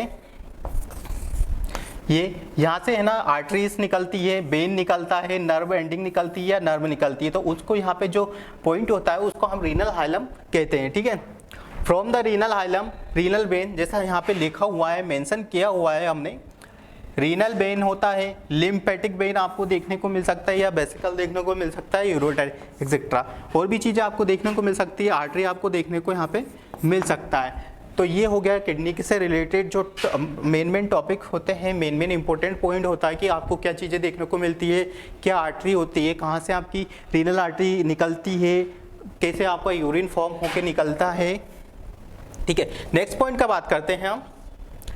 ये आपको फिर से आगे एक स्ट्रक्चर देखने को मिल गया किडनी का, तो ये हमने अब आपको पढ़ा दिया। ठीक है, अब बात करते हैं दोस्तों ब्लड सप्लाई जो होती है किडनी का, कि किसके थ्रू कितना ब्लड सप्लाई आपको देखने को मिलता है। तो किडनी से जैसा हमने बताया था अभी आपको कि 20 to 25% आपको टोटल कार्डियक आउटपुट का पर मिनट के हिसाब से आपको ब्लड सप्लाई किडनी में आपको देखने को मिलती है। ठीक है, तो ये चीज़ें कैसे होती है अभी हम आपको डिस्क्राइब करते हैं। तो सबसे पहले आपको ये पता होना चाहिए कि नॉर्मल जो अडल्ट होता है, ठीक है, नॉर्मल अडल्ट का जो कार्डियक आउटपुट होता है वो कितना होता है। तो जो नॉर्मल अडल्ट का दोस्तों हमारा जो कार्डियक आउटपुट होता है वो कितना होता है, 70। ठीक है, 70 बीट पर। ठीक है भाई, बात करते हैं नॉर्मल कार्डियक आउटपुट हो गया। अब इसका हमें 20 to 25% हमारी किडनी को आता है। ठीक है, 20 to 25% हमारी किडनी को सप्लाई होता है। अब बात करते हैं कि इसको कैसे निकालना है। ठीक है, तो आपको क्या करना, सिंपल सा एक लॉजिक फंडा है कि कार्डियक आउटपुट क्या होता है। कार्डियक आउटपुट को हम निकालने के लिए क्या करते हैं कि हमारा स्ट्रोक वॉल्यूम और हार्ट रेट को हम करके दिखा देते हैं। अभी हमने स्ट्रोक वॉल्यूम कितना है और हार्ट रेट कितना है, ठीक है। स्ट्रोक वॉल्यूम है जो कि एक नॉर्मल अडल्ट का होता है 70, जो पहले बताया था, जो उसका होता है कार्डियक आउटपुट आपका देखने को मिलता है 5 लीटर, या आप बोल सकते हैं 5000 ml आपको देखने को मिलता है। जो नॉर्मल कार्डियक आउटपुट रहता है वो आपको देखने को मिलता है एक नॉर्मल अडल्ट की बात करें। अब वही बात करते हैं हम कैसे आता है ये कार्डियक आउटपुट, ठीक है। तो कार्डियक आउटपुट का सिंपल सा है कि आपको स्ट्रोक वॉल्यूम पता होना चाहिए कि नॉर्मल अडल्ट का स्ट्रोक वॉल्यूम कितना होता है। तो नॉर्मल अडल्ट का जो स्ट्रोक वॉल्यूम होता है वो 70 होता है, ठीक है भाई। हार्ट रेट भी हम 70 के अराउंड मान के चलते हैं तो 70 हो जाता है। अब इनको हम गुणा कर लेंगे तो गुणा करने पे हमारे पास ये आएगा 4990, ठीक है, ml। लगभग अराउंड आपका ये 5 लीटर के अराउंड आपका, या 5 लीटर के अराउंड आपको कार्डियक आउटपुट देखने को मिल जाता है। एक नॉर्मल एडल्ट की बात करें तो इतना कार्डियक आउटपुट आपको देखने को मिलता है। अब नॉर्मल एडल्ट की बात करें, कार्डियक आउटपुट देखने को मिलता है तो जब 5000 ml हमारे पास आया तो इसका जो 20 to 25% है वो किडनी को सप्लाई होता है। तो किडनी को जो जितना सप्लाई होता है, तो मान के चलो कि किडनी का जितना भी सप्लाई होता है तो हम इसको निकालते हैं। कैसे निकालते हैं वो भी हम आपको निकाल के बता देते हैं। आपको हर एक चीज़ है ना क्लियर होना चाहिए, कोई भी डाउट लेके आपको नहीं जानना है, ठीक है। 5000 हमारा आया, 5000 ml हमारे पास कार्डियक आउटपुट आया, या अदर लैंग्वेज में बोले तो 5 लीटर बोलते हैं, ठीक है। कैसे निकालते हैं, तो 5 लीटर इंटू 20% है ना अपना, तो 20% को डिवाइडेड कर लेंगे 100 से, तो ये आपको देखने को मिल जाता है, ठीक है। तो कम से कम आपको अराउंड देखने को मिलता है 1000 से लेके 1200 ml आपको इसका अमाउंट देखने को मिल जाएगा। मतलब इतना अमाउंट आपको निकल जाएगा। तो इतना जो अमाउंट होता है किडनी रिसीव्ड करती है, इतना अमाउंट 1000 से लेके तो 1200 ml अमाउंट हमारी किडनी कार्डियक आउटपुट का लेती है। और यदि परसेंटेज की बात करें तो हमारी परसेंटेज में बात करें तो 20 to 25% यहाँ पे देखने को मिलता है। तो ये चीज़ें आपको समझ में आई होगी कि कितना जो कार्डियक आउटपुट होता है 25% या 20% वो कैसे निकल के आया, ठीक है। ये चीज़ें होपफुली आपको अच्छे से समझ में आई होगी। अब बात करते हैं यहाँ पे कि कैसे होता है। तो मैं बता दूं आपको, जैसे मैंने बताया कि ये हो गया हमारा, बता रहे, ठीक है।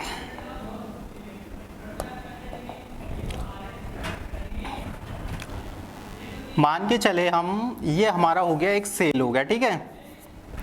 ये सेल हो गया। अब आपको पता है कि सेल में क्या क्या चीज़ें होती है, प्लाज्मा होता है, सेल मटेरियल होता है, तो ठीक है उसके बाद करते हैं। यहाँ पे सेल में हमारा मान के चलो आप कितना है 1000 से लेके तो 1200 ml हमारा यहाँ पे आता है, ठीक है। कहाँ आता है, तो ये ऐसे ट्रेवल करता हुआ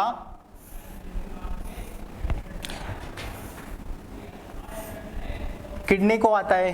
यहाँ पे आप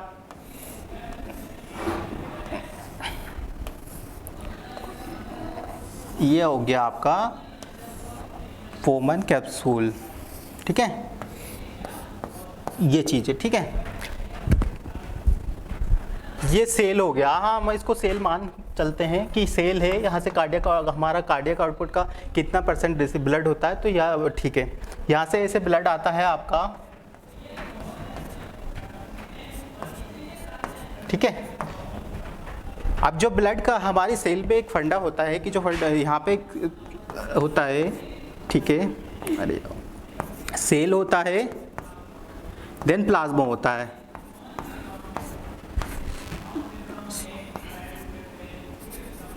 ठीक है। सेल्स होता है ना, प्लाज्मा होता है। तो सेल का कितना परसेंट होता है, यदि मान के चले आप, तो सेल होता है 40%, प्लाज्मा होता है 60%। यदि हम यहाँ की कंडीशन देख के चले तो आपको कितना 40% कितना हो जाएगा, तो ये है यहाँ पे आपका 400 ml हो जाएगा। भाई बात करते हैं प्लाज्मा कितना होता है, तो प्लाज्मा आपको 600 देखने को मिल जाएगा, ठीक है। तो आप मान के चलो कि यहाँ तक आता है हमारा ब्लड, जैसे यहाँ से सप्लाई होता है, ठीक है, सप्लाई होके आया हमारा ब्लड, यहाँ पे आता है, यहाँ पे क्या है से, यहाँ से हमारा जो भी ब्लड आता है वो यहाँ से प्रेशर के थ्रू हमारे बोमन कैप्सूल में जाता है, ठीक है। तो यहाँ से जितना ही आता है उसके बाद यहाँ से जो भी हमारा ब्लड आया, ब्लड भी आता है, साथ में सेल आती है और प्लाज्मा भी आता है। तो यहाँ पे क्या होता है, यहाँ पे जो हमारा फिल्टर होता है, फिल्टर क्या क्या चीज़ें होती है, इसको हम बोलते हैं एफरेंट आर्ट्रियोल्स, इसको हम बोलते हैं इफरेंट आर्ट्रियोल्स, ठीक है। ये चीज़ें आपको याद रखना है कि किसका क्या नाम है, ठीक है। यहाँ पे जो आता है यहाँ पे फिल्टर्ड होता है, तो यहाँ पे जो चीज़ें फिल्टर्ड होती है, यहाँ पे वही चीज़ें फिल्टर होती है कि जो फिल्टर होके हमारे किडनी के थ्रू बाहर निकल जाती है, ठीक है। तो यहाँ पे जो फिल्टर होता है, यहाँ पे हमारा मेनली प्लाज्मा सब्सटेंस जो होता है कि वो ही फिल्टर होता है, जो भी सेल प्रोडक्ट होता है वो चला जाता है, यहाँ से सेल प्रोडक्ट वापस अपनी बॉडी में चला जाता है, ठीक है।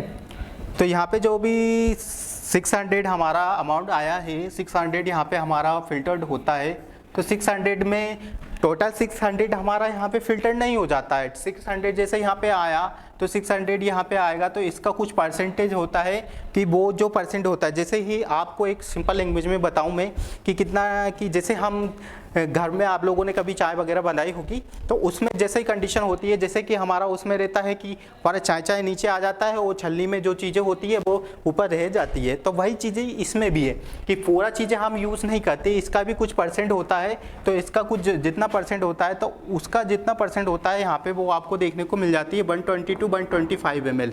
तो यही जो 120 to 125 ml है, यही आपकी GFR है, ग्लोमेरुलर फिल्ट्रेशन रेट, जिसको हम बोलते हैं GFR, ये आपकी रहने वाली है, ठीक है।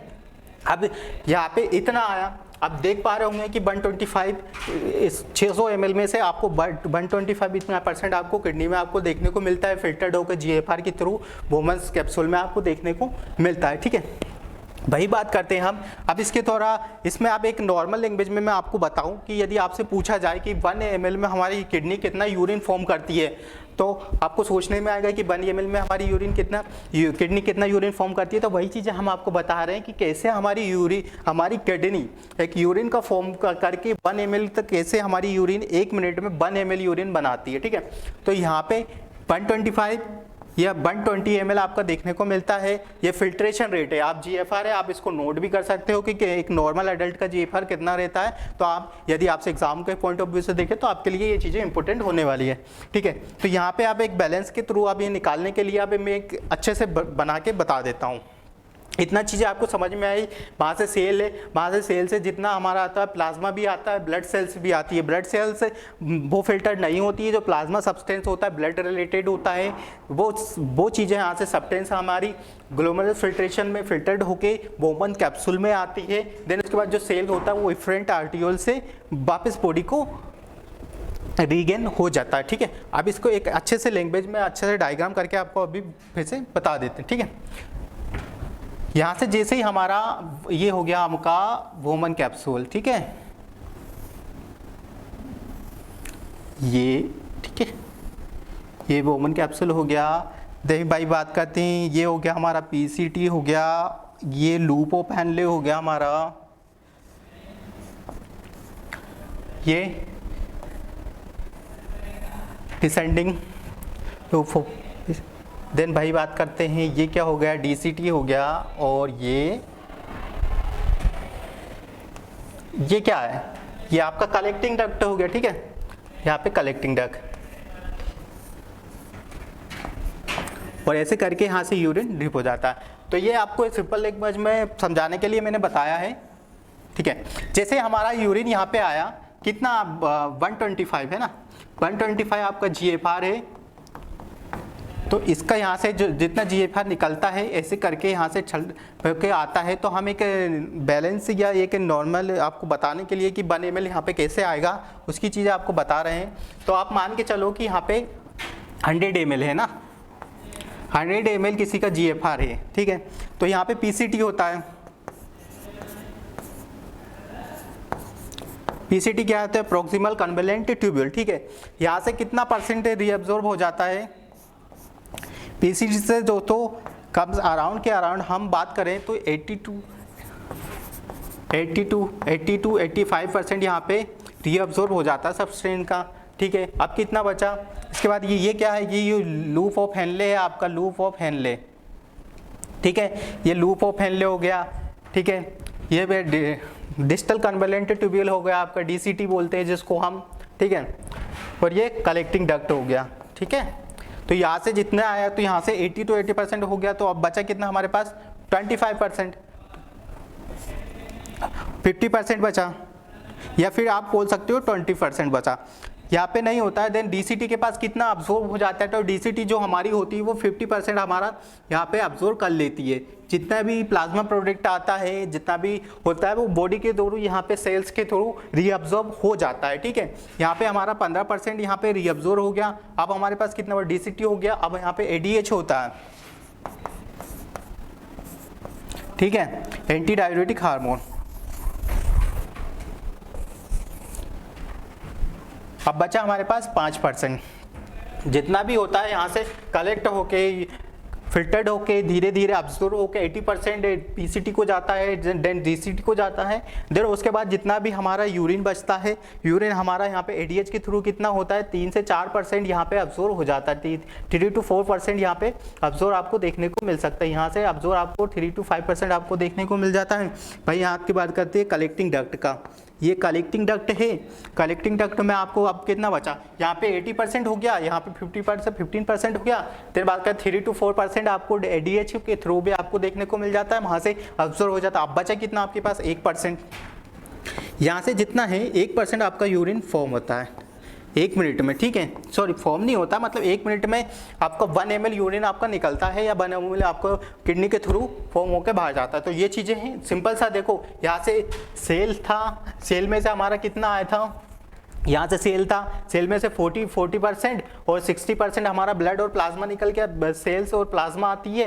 प्लाज्मा में हमारा कितना 20 to 25% है, 20 to 25% यहाँ से ब्लड निकल के जाता है, ऐसे ट्रेवल करता है, ट्रेवल करता हुआ यहाँ पे जाता है, फिल्टर्ड होता है। फिल्टर्ड में वही चीज़ें फिल्टर होती है, प्लाज्मा सेल फिल्टर होती है। फिर उसके बाद फिल्टर होने के बाद जो सेल्स प्रोडक्ट होते हैं वो वापस बॉडी में चले जाते हैं। देन उसका जो फिल्टर होता है उसमें कितना फिल्टर होता है, तो फिल्टर पूरा नहीं होता है, 25% 25 to 120 के अराउंड यहाँ पे फिल्टर होता है। तो उसी का है कि हम 80% हमारा PCT के थ्रू रीअब्जॉर्ब हो जाता है। वही बात करते हैं loop of Henle and DCT के थ्रू भी हमारा रीअब्जॉर्ब हो जाता है। वही बात करते हैं हम ADH के थ्रू हमारे 3 से 4% हो जाता है, तो बचा हमारे पास 1% है। तो भाई ये जो 1% है, 1% ही हमारा किडनी 1 ml यूरिन निकालती है, 1 ml यूरिन रिमूव करती है हमारी बॉडी के थ्रू। तो ये चीज़ें, ये कॉन्सेप्ट है, ये मैकेनिज्म है हमारा कि 1 मिनट में हमारी बॉडी या हमारी किडनी कितना यूरिन फॉर्म करती है, ठीक है। ये चीज़ें आपको अंडरस्टैंड हुई होगी। ये चीज़ें आपको एग्जाम के पॉइंट ऑफ व्यू से भी काफ़ी इंपॉर्टेंट है, आपके कॉन्सेप्ट को क्लियर करने के लिए कि हाँ भाई हमारी जो किडनी है वो 1 मिनट में, जैसे कभी क्वेश्चन आया आपके पास कि बताइए कि हमारी किडनी है वो कितना यूरिन फॉर्म करती है, चाहे वो आपसे 1 मिनट का पूछ सकता है, 1 सेकेंड का पूछ सकता है, सॉरी 1 घंटे का पूछ सकता है, या 2 घंटे का पूछ सकता है, या 12 आवर्स का पूछ सकता है, या 1 डे का पूछ सकता है। तो आप इस मेथड के अकॉर्डिंग उसको कैलकुलेट कर सकते हो। अभी हम आपको बताने वाले हैं कि 1 आवर में कितना यूरिन बनता है, 1 दिन में कितना बनता है, तो वो चीज़ें भी आपको डिस्कस करने वाले हैं। तो आपको ये चीज़ें तो समझ में आई होगी कि हमारी किडनी कितना यूरिन फॉर्म करती है, ठीक है। अब बात करते हैं, ये चीज़ें आपको समझ में आ गई, मैं इसको क्लियर करता हूँ, होपफुली आपको समझ में। यदि एक बार में आपको समझ में नहीं आई होगी तो आप खुद घर जाइएगा, वो घर पे खुद से आपको कैलकुलेट करिएगा, ऐसा डायग्राम बनाइएगा, तो चीज़ें आपको ना बहुत अच्छे से समझ में आ जाएगी, ठीक है।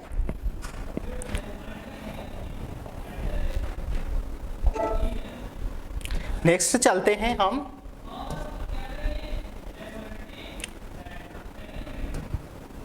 अभी। हाँ, एक चीज़ और है, आपको कैलकुलेट करके बताना है, सॉरी हम भूल गए थे, कैलकुलेट करके बताना है। जैसा हमने अभी आपको बताया कि हमारा किडनी है, किडनी क्या करती है 1 मिनट में कितना यूरिन फॉर्म करती है, 1 मिनट में इक्वल टू 1 ml हमारी किडनी आपको यूरिन को निकालती है, ठीक है।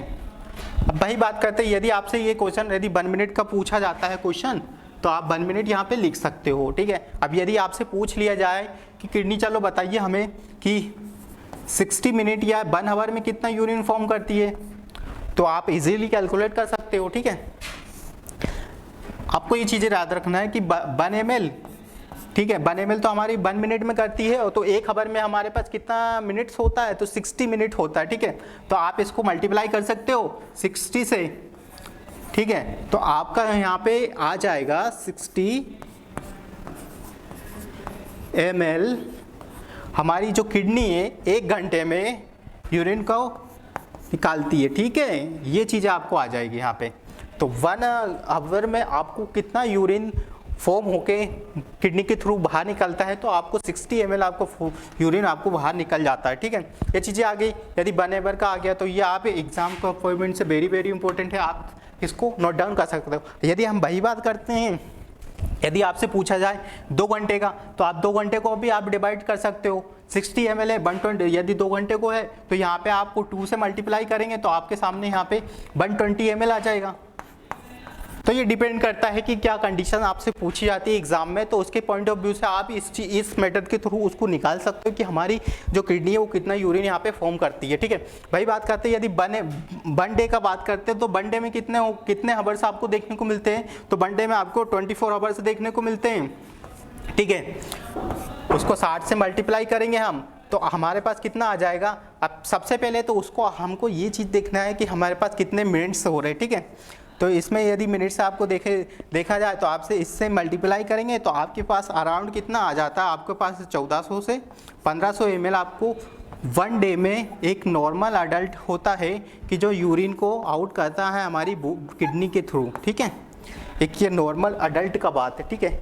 1400 से लेके तो 1500 ml यूरिन फॉर्म होके हमारी किडनी से बाहर निकल जाता। तो एक नॉर्मल एडल्ट का ये रहने वाला है, आप इसको नोट डाउन कर सकते हो। एग्जाम के पॉइंट ऑफ व्यू से इंपॉर्टेंट रहने वाला है, आप इस पे वेरी वेरी इंपॉर्टेंट लिख सकते हो, ठीक है। तो ये चीज़ें किडनी की हो गई। कितना यूरिन बनता है वो चीज़ें हमने आपको बता दी कि कितना यूरिन आपको 1 आवर में देखने को मिलता है, 1 मिनट में आपको कितना यूरिन आपको देखने को मिलता है। देन वही बात करते हैं कि एक नॉर्मल इंडिविजुअल है या अडल्ट पर्सन है तो उसको आपको कितना एक दिन में कितना यूरिन आपको उसको फॉर्म होता है किडनी से, और कितना यूरिन उसमें से आपकी बॉडी के थ्रू या किडनी के थ्रू बाहर हो जाता है, आउट हो जाता है, ठीक है। तो होपफुली ये चीज़ें आपको अच्छे से समझ में आई होगी, क्योंकि ये चीज़ें ना कॉन्सेप्ट वाइज होती है। यदि आप ये चीज़ें अच्छे से समझ लोगे तो आपको वहाँ पे एग्जाम में यदि कुछ भी कंडीशन देख रखा तो आपसे पूछा जा सकता है और आप इजीली इसको निकाल सकते हो, ठीक है। होपफुली ये चीज़ें आपको अच्छे से समझ में आई होगी। अब हम बात करते हैं नेक्स्ट का कि नेक्स्ट में क्या रहने वाला है, ठीक है।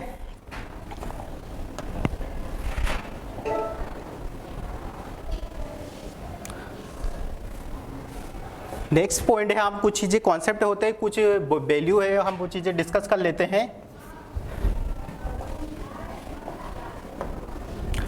लिखा हुआ है मैक्सिमम यूरिन पर डे कितना चाहिए रहता है एक नॉर्मल एडल्ट को, कि कितना यूरिन आपके पास होना चाहिए, कितना यूरिन आपकी बॉडी किडनी फॉर्म करती है। तो मैक्सिमम हमारे पास 3500 के अराउंड हमारा यूरिन फॉर्मेशन होता है 1 डे में, ठीक है।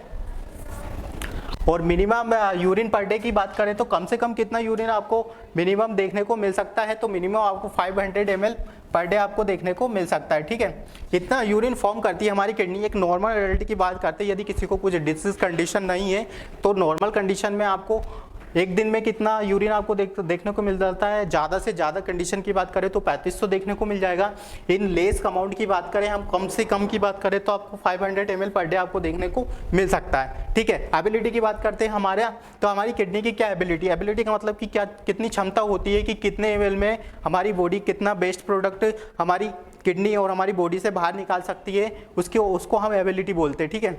यदि कुछ जैसे इसमें लिखा हुआ है एबिलिटी, आप देख पा रहे होंगे लिखा हुआ है एबिलिटी है 1200 ml मिली ओस्मोल पर डे नीड। यदि 1200 ml हमारे पास यूरिन है, ठीक है, 1200 ml हमारे पास यूरिन फॉर्म है यदि है, उसके लिए हमको कितना यूरिन चाहिए, ठीक है।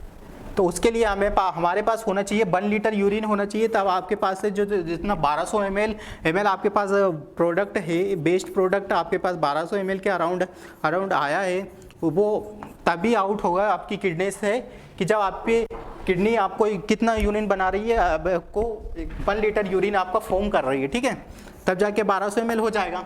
वही बात करते हैं, यदि 1200 ml में आपको कितना चाहिए, तो आपको 1200 ml में 1 लीटर चाहिए। यदि वही बात करते हैं हम सेकंड पॉइंट की बात करते हैं कि यदि 600 वेस्ट प्रोडक्ट को नॉर्मली हमें बॉडी से बाहर निकालना है तो हमें कितना यूरिन फॉर्म करना पड़ेगा हमारी किडनी को, तो हमारी किडनी को हम इसके अकॉर्डिंग हम डिवाइड कर सकते हैं। यदि 1 ml में 1200 ml है तो 600 में हमारे पास इसका हम आधा कर देंगे, तो आधा करने पर हमारे पास कितना आ जाएगा, हमारे पास आ जाएगा 500 ml। ठीक है, ये चीज़ें आपको समझ में आई।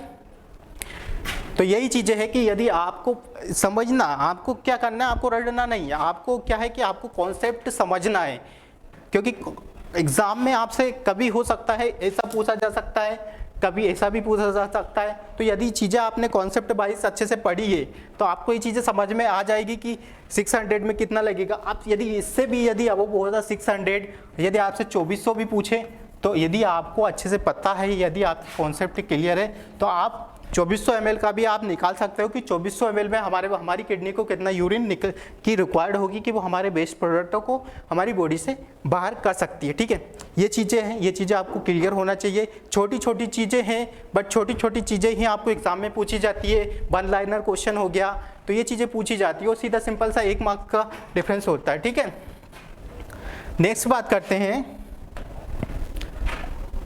ये चीज़ें आपको अच्छे से समझ में आई होगी। ठीक है, ब्लड सप्लाई।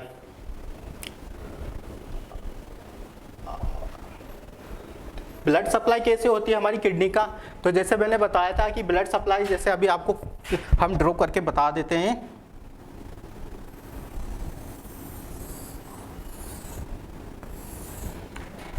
ठीक है, यहाँ से ब्लड सप्लाई होती है, यहाँ से वेन जाती है। 1 मिनट, हम अभी एक सिंगल आपको पिरामिड बना के बता देते हैं कि कैसे ब्लड सप्लाई होती है, कैसे क्या होता है किडनी में।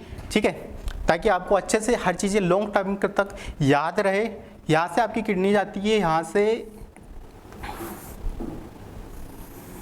ऐसे आर्टरी जाती है, नर्व एंडिंग जाते हैं, आपके लिम्फेटिक वेसल्स वगैरह सारी चीज़ें यहाँ से जाती है। ठीक है, यहाँ से जाती है, सिंगल पिरामिड्स होता है। हमने इसको बताया था कि इसको क्या बोलते हैं, इसके बीच के ऑर्गन को क्या बोलते हैं हम। ठीक है, ये क्या है, ये रीनल मेडुला है, ये रीनल कॉर्टेक्स है। ठीक है, और ये यूरेटर है। ठीक है, ये चीज़ें रीनल पेल्विक्स यहाँ पे देखने को मिलता है आपको। तो वही चीज़ें यहाँ से आती है, आपकी रीनल आर्टरी आती है, एब्डोमिनल आर्टरी आती है। एब्डोमिनल आर्टरी के बाद यहाँ पे क्या होता है कि यहाँ पे डिवाइडेशन होता है, जैसे ही एंटीरियरली और पोस्टीरियरली होता है। जैसे ये इसके आगे का और इसके पीछे का अलग अलग आर्टरी जाती है, और आर्टरी और वेन का अलग अलग सिस्टम आपको पता ही होगा कि क्या सिस्टम देखने को आपको मिलता है।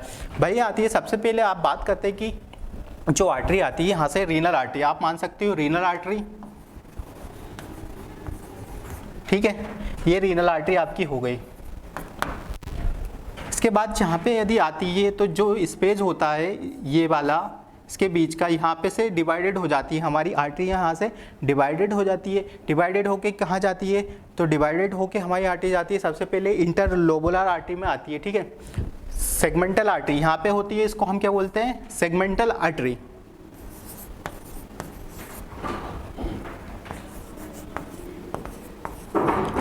इसको हम बोलते हैं सेगमेंटल आर्टरी। ये सेगमेंटल आर्टरी आपको देखने को मिलती है। ठीक है, इसके बाद जैसे ही हम थोड़ा आगे चलते हैं, यहाँ पे डिवाइडेशन होता है सेगमेंटल आर्टरी के बाद, तो यहाँ पे आता है इंटरलोबार आर्टरी। इंटरलोबार आर्टरी आती है, यहाँ ध्यान रखना, इंटरलोबार आर्टरी अलग होता है और इंटरलोबुलर आर्टरी आपको अलग देखने को मिलती है। तो यहाँ पे इंटरलोबार आर्टरी मिलती है।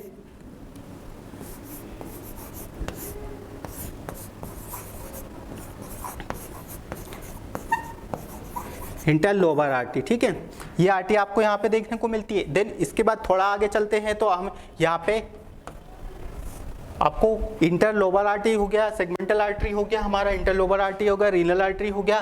देन भाई बात करते हैं कि अब ये एक डिवाइडेड होता है। डिवाइडेड क्या होता है, जैसे आर्क्यूएट। अब इसके बाद क्या आएगा कि यहाँ पे आपको देखने को मिलेगा आर्क्यूएट। यहाँ से ब्लड वेसल्स नर्व एंडिंग आता है, तो यहाँ पे क्या होता है, यहाँ पे आर्क्यूएट आर्टरी आपको देखने को मिलता है। ठीक है, एक आर्क्यूएट आर्टरी होता है। देन उसके बाद क्या होता है, फिर उसके बाद आर्क्यूएट आर्टरी से ब्लड आता है। देन उसके बाद यहाँ पे आपको चीज़ें देखने को मिलती है। आर्क्यूएट आर्टरी के बाद यहाँ पे इंटरलोबुलर आर्टरी मिलती है। इंटरलोबुलर आर्टरी,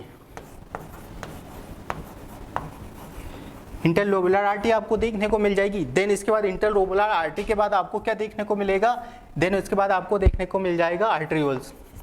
ठीक है, ये चीज़ें आपको देखने को मिल जाती है। तो ये ब्लड सप्लाई होती है कि किडनी में कैसे ब्लड सप्लाई होती है, वो उसका सिंपल सा सोर्स सा हमने डिस्क्रिप्शन दिया है कि सबसे पहले ब्लड कहाँ आता है, सबसे पहले आपको रीनल आर्टरी के थ्रू आता है, रीनल आर्टरी के थ्रू हमारे पास सेगमेंटल आर्टरी में जाता है, सेगमेंटल आर्टरी के बाद हमारा इंटरलोबुलर आर्टरी में जाता है, देन उसके बाद आर्कुएट में होता है, देन उसके बाद हमारा इंटरलोबुलर आर्टरी में होता है, देन आर्टरियोल के थ्रू वो ब्लड में सप्लाई हो जाता है। फिर उसके बाद सप्लाई होने के बाद क्या होता है, फिर वापस से ब्लड रिटर्न होता है, ब्लड रिटर्न होता है, ब्लड रिटर्न फिर से क्या होता है, ये तो ब्लड सप्लाई होगी।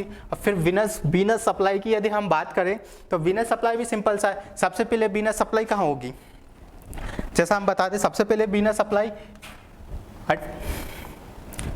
इसका ऑपोजिट आप मान के चल सकते हो, क्योंकि वीनस रिटर्न जो होता है वो अपोजिट डायरेक्शन में होता है। जैसे ब्लड का हुआ कि रीनल आर्टरी से जाएगा, फिर यहाँ सबसे पहले यहाँ पे आएगा आपका आर्टरियोल से आएगा, ठीक है, वीनस रिटर्न का आर्टरियोल से आएगा, उसके बाद कहाँ पे आएगा आपका इंटरलोबुलर आर्टरी में आपको देखने को मिल जाएगा, भाई बार करते हैं, उसके बाद आर्कुएट आर्टरी में आपको देखने को मिलेगा, देन उसके बाद कहाँ पे आएगा, आर्कुएट आर्टरी के बाद आपके पास आता है इंटरलोबुलर आर्टरी में आपको रिटर्न होगा, देन उसके बाद इंटरलोबुलर आर्टरी में रिटर्न होने के बाद फिर से आपको वो सेगमेंटल आर्टरी में वीनस रिटर्न होगा, सेगमेंटल आर्टरी में रिटर्न होने के बाद रीनल आर्टरी है यहाँ पे इसका नाम चेंज हो जाएगा क्योंकि रिटर्न हो रहा है तो उसका वीनस हो जाएगा, रीनल वीनस में आपको देखने को मिल सकता है। तो ये सिंपल सा एक कॉन्सेप्ट है कि हमारी किडनी में ब्लड सप्लाई कैसे होती है, कैसे ब्लड हमारी किडनी को जाता है, वो किडनी से कैसे हमारी बॉडी से वापस किडनी से हमारा जो ब्लड है वो कैसे रिटर्न होता है। ठीक है, तो ये चीज़ें सिंपल सी है कि आपको ब्लड सप्लाई कैसे होती है हमारी किडनी में, तो ये चीज़ आपको ध्यान रखना है। होपफुली आपको ये चीज़ें अच्छे से समझ में आई होगी, थोड़ा सा आप कॉन्सेप्ट लगाएंगे तो आपको अच्छे से समझ में आ जाएगा, और काफ़ी यदि एक बार आपको चीज़ें समझ में आ गई तो आपको लॉन्ग टर्म के लिए याद रह जाएगा। ठीक है, नेक्स्ट का चलते हैं हम। नेक्स्ट में हमारे नेक्स्ट स्लाइड में क्या है, ठीक है, वही चीज़ें लिखी है जैसा मैंने आपको अभी डायग्राम में बताया कि कैसे हमारी ब्लड सप्लाई। सबसे पहले मैंने आपको बताया कि देखिए यहाँ पे लिखा हुआ है, आप नोट डाउन कर सकते हो। ये पीपीटी बनाने का पर्पस हमारा यही है कि आपको नोट्स बनाना है, आपको सेल पे रिटर्न नोट से लिखना है। जो सेल पे रिटर्न नोट से आप यदि लिखोगे तो आपको अच्छे से चीज़ें समझ में आएगी, इसीलिए आपके लिए पीपीटी तैयार किया है। नहीं तो हम ऐसे भी इसको पढ़ा देते कि हम ब्लैक बोर्ड पे ऐसे ही पढ़ा देते, बट आपको नोट्स चीज़ें अच्छे से क्लियर हो जाए इसलिए आप नोट्स बनाइएगा और खुद से बनाइएगा। ठीक है, रेडीमेड नोट्स से ज़्यादा इफेक्ट नहीं पड़ता, आप खुद सेल्फ से बनाओगे तो सही पड़ेगा। सबसे पहले जैसा मैंने बताया आपको कि एक नंबर पे क्या होता है कि रीनल आर्टरी आता है, जैसा मैंने आपको बताया था। फिर उसके बाद आपको सेगमेंटल आर्टरी होती है, देन बढ़ता है इंटरलोबुलर आर्टरी आपको देखने को मिल जाएगी। सेकंड पॉइंट पे आपको इंटरलोबुलर आर्टरी, ठीक है, देन आर्कुएट आर्टरी आपको देखने को मिल गई थी। ठीक है, देन उसके बाद आर्कुएट आर्टरी का क्या होगा, डिवाइडेशन हो गया था। देन उसके बाद होता है इंटरलोबुलर आर्टरी आपको मिली थी 5th नंबर पे, जब सबसे लास्ट में। फिर उसके बाद सबसे लास्ट में क्या होता है कि आर्टरियोल्स आपको देखने को मिल गए थे। तो ये हमारा किसका हो गया था, ये हमारा हो गया था आर्टरी का। यही चीज़ें सेम है। वीनस रिटर्न जब होता है तो जो सबसे बाद में होता है वीनस का क्या सिंपल सा है, सबसे पहले क्या आता है, सबसे पहले ये आने लगता है। सबसे पहले आर्टरियोल से आपके पास आएगा, आर्टरियोल से आर्टरियोल जाएगा, उसके बाद आर्टरियोल यहाँ पे हो गया। देन उसके बाद आपको क्या होगा, आर्टरियोल से आपको इंटरलोबुलर आर्टरी में आपका वीनस रिटर्न होगा, इंटरलोबुलर आर्टरी में आपका वीनस होगा। देन आर्कुएट में आपका होगा, इसके बाद आर्कुएट है, देन इंटरलोबुलर है, सेगमेंटल। तो ये चीज़ें सिंपल सा आपको अच्छे से समझ में आ गई होगी। नेक्स्ट का चलते हैं हम नेक्स्ट स्लाइड पे। देखिए जैसे ये वीनस रिटर्न है, जैसा मैंने बताया आपकी सेम ही चीज़ें हैं कि वो अभी आपको अभी डिस्क्राइब करी है मैंने। ठीक है, आप चाहे तो इसको यहाँ से नोट डाउन कर सकते हैं कि कैसे कैसे होता है। ठीक है, अब बात करते हैं ये चीज़ें। तो सबसे पहले मैं आपको एक शॉर्ट में बता देता हूँ कि अभी तक हमने क्या पढ़ा। दोस्तों अभी तक हमने पढ़ा है कि एक्सक्रीटरी सिस्टम क्या होता है, क्या ह्यूमन बॉडी में एक्सक्रीटरी सिस्टम का महत्व होता है हमारा, वो चीज़ें हमने अभी स्टडी में पढ़ी कि कौन कौन से हमारे एक्सक्रीटरी सिस्टम हमारी ह्यूमन बॉडी में रहते हैं। सबसे पहले हमने पढ़ा था कि रेस्पिरेटरी सिस्टम हमको देखने को मिला था, है ना, स्किन का हमने पढ़ा कि स्किन इंटीग्रिटी का सिस्टम हमने देखने को मिला आपको। आपने जीआई का पढ़ा कि जीआई भी एक होता है। देन उसके बाद हमने पढ़ा यूरिनरी सिस्टम, जो कि हमारा मेन टॉपिक है। यूरिनरी सिस्टम एक्सक्रीटरी सिस्टम का है। हमने एक्सक्रीटरी सिस्टम पढ़ा, उसके एनाटॉमी एंड फिजियोलॉजी पढ़ा कि उसमें कौन कौन से ऑर्गन हमको देखने को मिलती है, किडनी, ब्लैडर, यूरेटर, ठीक है, वो चीज़ें हमने पढ़ी। फिर उसके बाद हमने इसके फंक्शन, फिर हमने उसके बाद हमने क्या देखा, हमने इसके बाद हमने किडनी देखा, हर एक चीज़ को हमने देखा। किडनी देखा, किडनी में हमने सबसे पहले एनाटॉमी एंड फिजियोलॉजी पढ़ा किडनी का। किडनी में हमने देखा कि क्या उसका सिचुएशन है, कहाँ वो लोकेटेड होता है, कितना लंबा होता है, कहाँ तक फैला हुआ है, और देन उसके बाद हमने देखा कि उसका क्या विड्थ है। देन उसके बाद देखा कि मेल और फीमेल में कितना उसका वो वजन है और कहाँ तक फैला, L12 से L30 के में देखने को मिला। और उसके बाद हमने देखा कि किडनी के क्या फंक्शंस है, किडनी क्या क्या रेगुलेट करती है, कैसे आपकी बॉडी में हीमोस्टेटिस करती है, कैसे आपकी बॉडी में ब्लड वगैरह को सबको मेंटेन करके रखती है, ठीक है, हार्मोन्स का प्रोडक्शन करती है, वो चीज़ें हमने अभी तक पढ़ी। उसके बाद हमने क्या पढ़ा, उसके बाद हमने पढ़ा कि किडनी का क्या स्ट्रक्चर है, किडनी का क्या स्ट्रक्चर है, बहुत सारी चीज़ें हमने अभी डिटेल में आपके साथ पढ़ी। देन उसके बाद हमने क्या पढ़ा था अभी, उसके बाद हमने पढ़ा था कि कैसे ब्लड सप्लाई होती है और कैसे वीनस रिटर्न होता है, और सबसे मेन जो इम्पोर्टेंट होता है कि हमारी बॉडी में क्या है कि कार्डियक आउटपुट कैसे 20 to 25% आपको देखने को मिलता है। तो ये चीज़ें हमने अभी तक इस क्लास में हमने अभी तक डिस्कस करी है, ठीक है। तो ये चीज़ें आपको अच्छे से समझ में आएगी। यहाँ पे हमारी किडनी का एंड होता है, यहाँ पे हमारी किडनी खत्म हो जाती है, ठीक है। यदि किडनी के रिगार्डिंग कुछ भी है तो ये चीज़ें हैं, आप पूछ सकते हो। किडनी का जो भी पोर्शन था, ब्लड सप्लाई वगैरह, वो सारी चीज़ें हमने किडनी के रिगार्डिंग यहाँ पे कंप्लीट कर ली है। हर एक चीज़ हमने आपको डिटेल में बताई है कि क्या किडनी का फंक्शन है, क्या इसकी एनाटॉमिक कंडीशन है। डिसीज कंडीशन का है, डिसीज कंडीशन हम तब पढ़ेंगे जब हमारे एक एक ऑर्गन कंप्लीट हो जाएंगे, उसके बाद हम डिसीज कंडीशन पे आएंगे, ठीक है। आप क्लियर हो गए हैं यहाँ से, होपफुली आपको अच्छे से समझ में आएगा। एक बार में नहीं आएगा तो आप घर पे जाइएगा, अपने नोट्स को एक बार और रिटर्न पढ़िएगा, फिर अच्छे से चीज़ें आपको समझ में आ जाएगी। अब बात करते हैं जो किडनी का है, मोस्ट इम्पोर्टेंट टॉपिक है, जिसमें से 101% यहाँ पे क्वेश्चन आपसे पूछे ही जाते हैं और वेरी वेरी इंपॉर्टेंट। आप यहाँ पे मार्क कर सकते हो या लिख सकते हो। एग्जाम पॉइंट ऑफ व्यू से आप देखें तो ये बहुत ही ज़्यादा इंपॉर्टेंट रहने वाला है। नेफ्रॉन, ठीक है, पढ़ा ही होगा आपने एकेडमिक वगैरह में कि nephron is the basic structure and the functional unit of the kidney. जैसा मैंने अभी आपको स्टार्टिंग में ही बताया था, एक पॉइंट मैंने लिखवाया हुआ था आपको कि nephron is the basic structural and functional unit of the kidney. यदि वही बात करते हैं, आपसे पूछे कि basic structural functional unit of the body क्या है, तो आप अच्छे से लिख सकते हो, वो आपको पता होगा। देन बात करते हैं आप नेफ्रॉन पढ़ने वाले, ठीक है। The nephron is the microscopic unit of the kidney. इसको अदर लैंग्वेज में बोला जाए तो ये नेफ्रॉन है, इसको माइक्रोस्कोपिक। यदि अदर लैंग्वेज में आपसे पूछा जाए या अदर वर्ड्स में आपको ये चीज़ आपको देखने को मिले तो आप समझ सकते हो कि नेफ्रॉन को हम क्या चीज़ें बोलते हैं, also known as the microscopic unit of the kidney, ठीक है। इसको अदर ये भी बोला जाता है। देन एक और चीज़ है, minute unit of the kidney भी बोला जाता है, minute unit of the kidney भी इसको हम बोलते हैं, ठीक है। अदर पॉइंट क्या है, there are the about 1.3 million of the each kidney. मतलब आप किडनी नेफ्रॉन की बात करें तो हमारी किडनी में कितने नेफ्रॉन आपको देखने को मिलता है, तो 1 से लेके तो 1.3 मिलियन है। आप मिलियनर हो, ऐसा बात करें हम तो किडनी का नेफ्रॉन की बात करें तो आप सब लोग मिलियनर हो किडनी के में देखें तो, ठीक है। इतने आपको नेफ्रॉन आपको देखने को मिल सकते हैं। वही बात कर सकते हैं, each nephron is measured about, nephron का जो साइज होता है वो 3 आप देख पा रहे होंगे 30 से लेकर 35 mm या फिर 1.2 से लेकर 2.5 इंच का आपको देखने को मिल सकता है। ये नेफ्रॉन का है, ये नॉर्मल सी चीज़ें हैं, बेसिक चीज़ें हैं, आपको याद रहना चाहिए, ठीक है। ये नेफ्रॉन का स्ट्रक्चर वो हो गया नॉर्मल सा कि नेफ्रॉन क्या होता है, बेसिक स्ट्रक्चर फंक्शनल यूनिट है। देन नेफ्रॉन को अदर वर्ड में क्या क्या बोला जाता है, देन कितना इसका होता है कि कितने अमाउंट में पाया जाता है, then each nephron is measured about कितना, ठीक है। ये चीज़ें आपको समझ में आई होगी। नेफ्रॉन बहुत ही ज़्यादा इंपॉर्टेंट रहने वाला है, इससे क्वेश्चन आपको एग्जाम में देखने को मिलते हैं।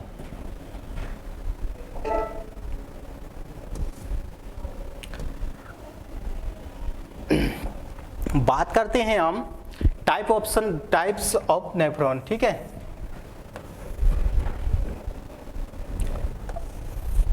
देर are the two types of nephron in each kidney. हमारी किडनी में क्या होता है कि there are the two types of nephron पाए जाते हैं किडनी में। फर्स्ट वन की बात करें तो these are the present in cortex and the सोट। कॉर्टेक्स में सबसे पहले तो कहाँ प्रेजेंट होते हैं, तो कॉर्टेक्स में प्रेजेंट होते हैं। देन कौन से होते हैं कि शॉर्ट लेंथ वाले नेफ्रॉन होते हैं। दो टाइप से नेफ्रॉन पाए जाते हैं, एक लॉन्ग होते हैं, एक शॉर्ट लेंथ होते हैं। जो लॉन्ग होते हैं वो हमारी बॉडी में मेडुला में पाए जाएंगे, और जो शॉर्ट लेंथ नेफ्रॉन होते हैं वो हमारी बॉडी में किडनी में कॉर्टेक्स में हमको देखने को मिलेगा, जैसा कि हमें और उसमें लिखा। सेकेंड बात की बात करें तो these nephron at the junction of cortex, जैसा मैंने बताया कि जो एक अदर जो सेकंड वाले होते हैं वो कहाँ पाए जाते हैं, आल्सो नोन एज द क्या बोला उसके, जक्स्टा मेडुलरी नेफ्रॉन उसको बोला जाता है, जो सेकंड वाला होता है। ठीक है, these nephron have long loop of Henle, जैसा मैंने बताया कि उसको हम लॉन्ग लूप ऑफ हेनले या लॉन्ग लेंथ वाला नेफ्रॉन हम उसको बोलते हैं। तो आपको क्या हुआ, देखो टू टाइप्स ऑफ नेफ्रॉन पाए जाते हैं। नेफ्रॉन का बात करें हम, टू टाइप्स ऑफ नेफ्रॉन पाए जाते हैं। सबसे पहले शॉर्ट वाला जो कॉर्टेक्स को होते हैं, कॉर्टेक्स आपको ऐसे सिंपल सा याद रख सकते हो, याद रखने के लिए ट्रिक है। ठीक है, और लॉन्ग है जो कि ml या LM किससे हो सकता है। लॉन्ग वाला भी आप याद रख सकते हो या आप ऐसे भी याद रख सकते हो, आपको याद रखना है। ठीक है, ये चीज़ें जो लॉन्ग एक्टिंग वाला, जो लॉन्ग लूप ऑफ हेनले वाला है वो मेडुला में होता है, देन उसके बाद कॉर्टेक्स में होता है। ठीक है, ये चीज़ें आपको क्लियर हुई होगी, आई होप आपको समझ में आया होगा कि नेफ्रॉन का बेसिक क्या है। एक नेफ्रॉन है जिसका सिंपल लैंग्वेज में बोला जाए कि नेफ्रॉन क्या है, nephron is a basic structural and functional unit of the kidney होता है, जो कितना होता है 1 टू लेके से 1.3 या 1.5 मिलियन में पाया जाता है, ईच किडनी में पाया जाता है। ठीक है, और लेंथ का बात करें तो लेंथ में हमने अभी देखा आपको, और टू टाइप्स ऑफ नेफ्रॉन पाए जाते हैं। इतना अभी तक हमने नेफ्रॉन के बारे में पढ़ा है। सेकेंड का बात करते हैं,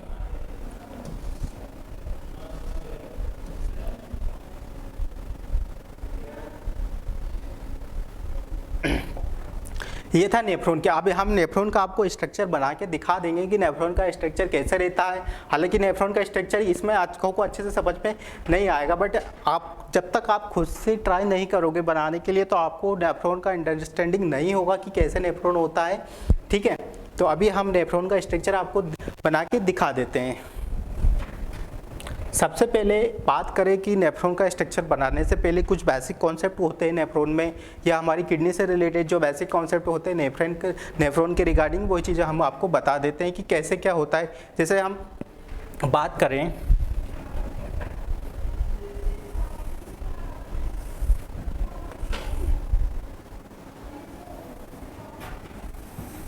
ये, ठीक है,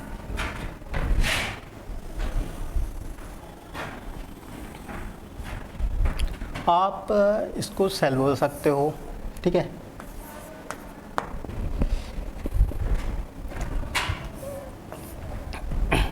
ये है हमारा एक और चीज़ है। ठीक है, ये है हमारा किडनी का, किडनी में कैसे वर्क करता है। ठीक है, नॉर्मल सा फंडामेंटल बता रहा हूँ।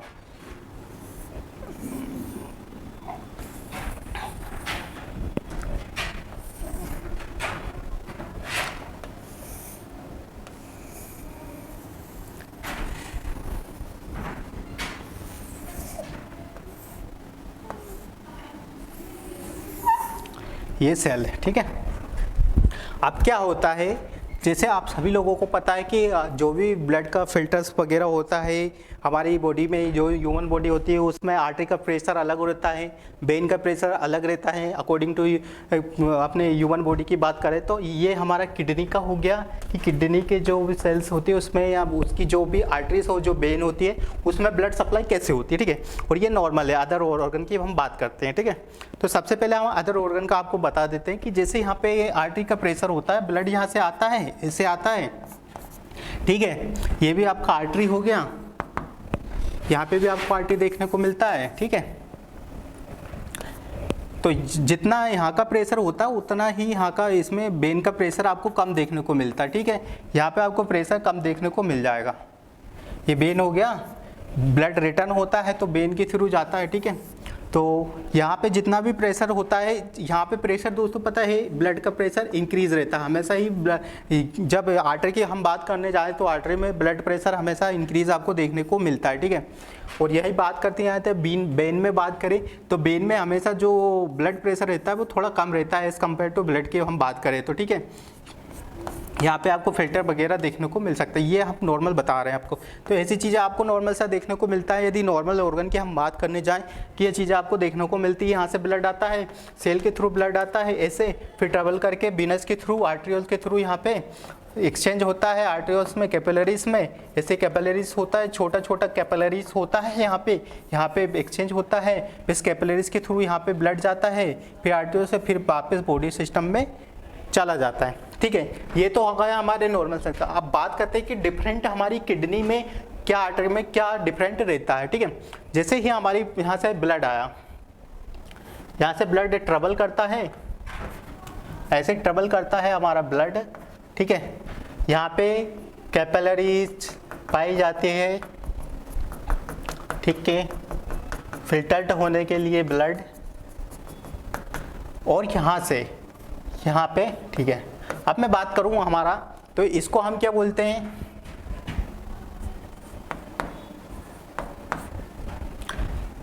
और इसको क्या बोलते हैं। सबसे पहले इसको हम बोलते हैं एफरेंट आर्टरियोल्स, ठीक है, एफरेंट आर्टरियोल्स बोलता है, और इसको हम इफरेंट आर्टरियोल बोलते थे। इस दोनों में आपको कंफ्यूजन देखने को मिल सकता है, क्योंकि ये भी आपको इंपॉर्टेंट हो सकता है एग्जाम पॉइंट ऑफ व्यू से कि ह्यूमन बॉडी से किडनी में ब्लड कौन लेके आता है। तो यदि आपको पता हो तो आप अच्छे से लिख सकते हो कि एफरेंट आर्टरियोल होता है कि जो किडनी को ब्लड सप्लाई कर, ब्लड देता है ह्यूमन बॉडी से, जो कि आता है हार्ट से। देन भाई बात करते हैं कि आफ्टर मतलब कंप्लीट होने के बाद किसके द्वारा मतलब वापस रिटर्न हो जाता है, तो वो आपको इफरेंट आर्टरियोल के थ्रू आपको यहाँ से रिटर्न देखने को मिल सकता है, ठीक है। अब जो यहाँ का जो प्रेशर है, दोनों का जो प्रेशर है, यहाँ पे भी प्रेशर बहुत हाई रहता है, ठीक है। एक चीज़ यहाँ पे खास है किडनी का, यही तो चीज़ें हैं, और यहाँ पे भी प्रेशर आपको हाई देखने को मिलता है। तो यही चीज़ें हैं, जब आप दोनों टाइप से प्रेशर आपको हाई देखने को मिलेगा, ठीक है। यहाँ पे भी प्रेशर आपको हाई है, देन यहाँ पे भी प्रेशर आपको हाई है। तो जब दोनों तरफ से प्रेशर हाई होगा तो जो भी हमारा सब्सटेंस है, जो प्लाज्मा सब्सटेंस वगैरह है, वो यहाँ पे अच्छे से फिल्टर हो जाएगा यहाँ पे, ठीक है। यहाँ पे आपको अच्छे से फिल्टर देखने को मिल सकता है। तो इसीलिए यहाँ पे फिल्ट्रेशन होता है, जो भी फिल्टर्ड होता है यहाँ पे आपको फिल्टर देखने को मिलता है। तो इसी वजह से यहाँ पे फिल्टर होता है जो भी सब्सटेंस वगैरह होता है, क्योंकि दोनों साइड का जो प्रेशर होता है वो दोनों साइड का प्रेशर बहुत ज़्यादा इंक्रीज रहता है। अब इधर से भी प्रेशर लगेगा, देन इधर से प्रेशर लगेगा, तो जो भी फिल्ट्रेशन होगा वो बहुत अच्छे से हो जाएगा। तो यही चीज़ें, ये डायग्राम बनाने का पर्पस यही है कि आपको चीज़ें कॉन्सेप्ट वाइज अच्छे से समझ में आ जाए कि क्यों प्रेशर हाई होता है, क्या चीज़ें हमारे पास किडनी को ब्लड लेके आती है, और कौन सी चीज़ें हैं जो एग्जिट होती है। एग्जिट का मतलब आप समझ सकते हो कि E4 आप याद रख सकते हो, एग्जिट मतलब A4 आप याद सकते हो, मतलब लेके आना, ठीक है। तो ये चीज़ें हैं नेफ्रॉन की, सिंपल सा है, आपको चीज़ें समझ में आएगी कि कैसे हमारी बॉडी ब्लड का जो प्रेशर होता है वो क्या होता है और कैसे होता है, ठीक है। अब हम बात करते हैं कि नेफ्रॉन का हम डायग्राम बनाते हैं।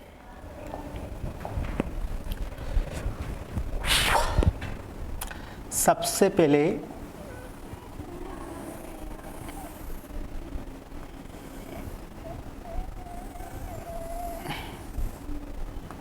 ठीक है, ये हो गया। यहाँ पे आपको बहुत ऐसे बनाना है, ठीक है।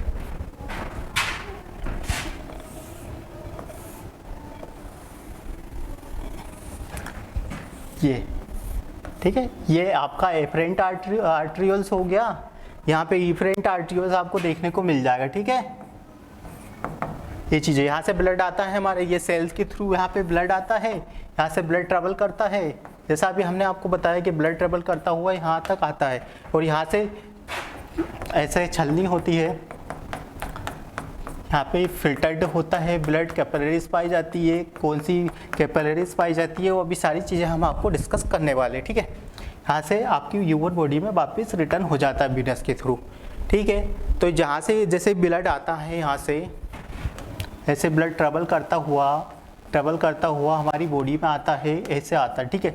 जैसे यहाँ पे ब्लड ट्रेवल करता हुआ आता है तो ब्लड यहाँ पे हमारा फिल्टर्ड होता है, या बोल सकते हो आप कि यहाँ पे हमारा जो भी ब्लड है प्लाज्मा सेपरेट हो जाता है। सेपरेट का मतलब ये होता है कि यहाँ से ब्लड आपका फिल्टर्ड हो जाता है, सेपरेट हो जाता है, छलनी हो तो ये जो भी प्लाज्मा प्रोडक्ट है वो इसमें रुक जाते हैं। देन उसके बाद जो भी ब्लड सेल्स वगैरह है वो वापस विनस के थ्रू रिटर्न हो जाते हैं, ठीक है। तो यहाँ पे सबसे पहले आपको कैपिलरीज पाई जाती है। तो मैं बता दूं यहाँ पे आपको सबसे मेन क्या चीज़ है कि कौन सी कैपिलरीज आपको देखने को मिलती है।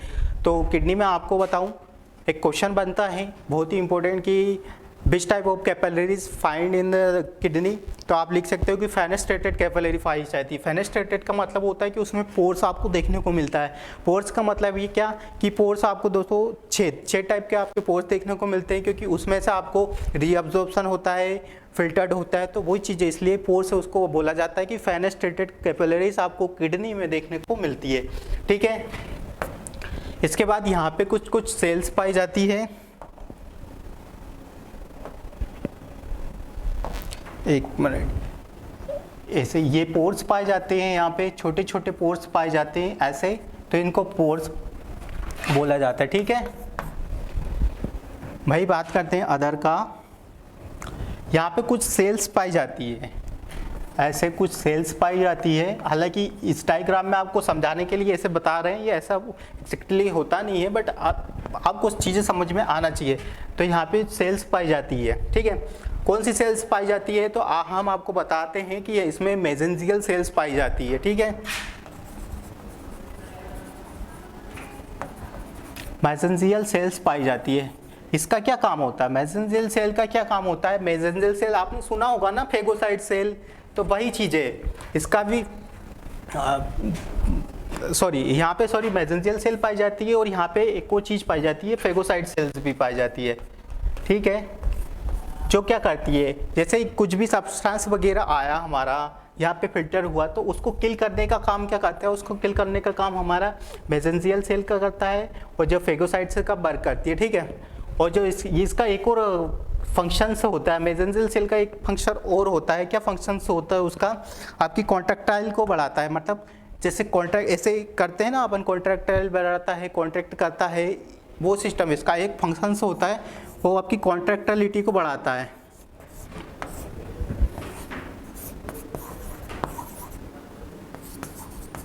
ठीक है। आपकी कॉन्ट्रैक्टिलिटी को बढ़ाता है। जैसे यहाँ पे ब्लड वगैरह आया, ऐसे यहाँ पे आएगा छलनी में, आपका ब्लड फिल्टर्ड होगा। तो कितना ब्लड फिल्टर्ड होता है, जैसे हमने आपकी अभी बताया था 120 to 125 ml आपको फिल्टर्ड होता है। तो इसको ही हम GFR बोलते हैं, ठीक है, ग्लोमेरुलर फिल्ट्रेशन रेट, इसको हम GFR बोलते हैं, ठीक है। यही हमारा GFR होता है, ठीक है। GFR हो गया हमारा। और इसको क्या बोलते हैं हम, इसको हम बोलते हैं बोमन्स कैप्सूल। पता होगा आपको, ये तो बेसिक से है, बोमन्स कैप्सूल हम इसको बोलते हैं, या आप इसको बोमन कप भी बोल सकते हैं, ठीक है। बोमन कैप्सूल बोल सकते हैं, या बोमन कैप्सूल कप आप इसको बोल सकते हैं, ठीक है। ये चीज़ें थी आपको। इसके बाद हम चलिए बात करते हैं नेक्स्ट का। इसके बाद नीचे क्या होता है, यहाँ पे आपको ऐसे, इधर भी आपको दोस्तों वही चीज़ें देखने को मिल जाती है। फेनेस्ट्रेटेड कैपिलरीज आपको देखने को मिल जाएगा, ठीक है, क्योंकि किडनी में कहीं भी जाओगे तो आपको फेनेस्ट्रेटेड कैपिलरी आपको देखने को मिलता है। यहाँ पे PCT आपको देखने को मिलेगा। PCT का मतलब क्या है, प्रॉक्सिमल कन्वॉल्वेंट ट्यूब्यूल।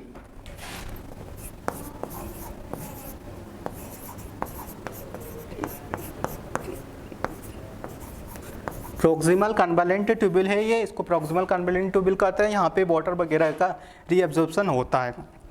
फिर उसके बाद बात करते हैं हम, ऐसे आएंगे तो नीचे आपको ड्रॉ करोगे तो आपको क्या चीज़ें देखने को मिलेगी, यहाँ पे लूप ऑफ हेनले, ठीक है, इसको हम लूप ऑफ हेनले बोलते हैं। यहाँ पे चीज़ें आपको लूप ऑफ हेनले आपको देखने को मिल जाएगा, ठीक है, इसको हम लूप ऑफ हेनले बोलते हैं। यदि हम बात करते हैं, ये हम मिटा देते हैं क्योंकि हम अभी यहाँ पे डायग्राम बनाने वाले हैं, ठीक है। लूप ऑफ हेनले हो गया। फिर उसके बाद जैसे ही होता है तो यहाँ पे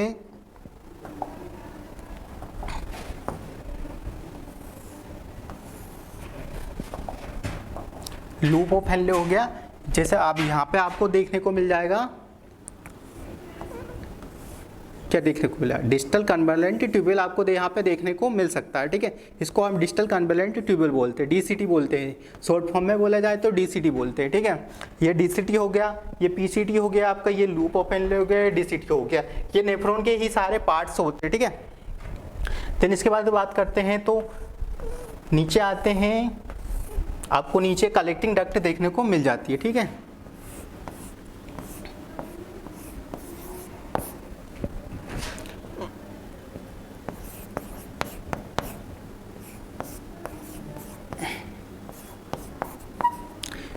कलेक्टिंग डक्ट आपको देखने को मिल जाएगी। ठीक है, नीचे इसको क्या बोलते हैं, इसको हम कलेक्टिंग डक्ट बोलते हैं, कलेक्टिंग डक्ट।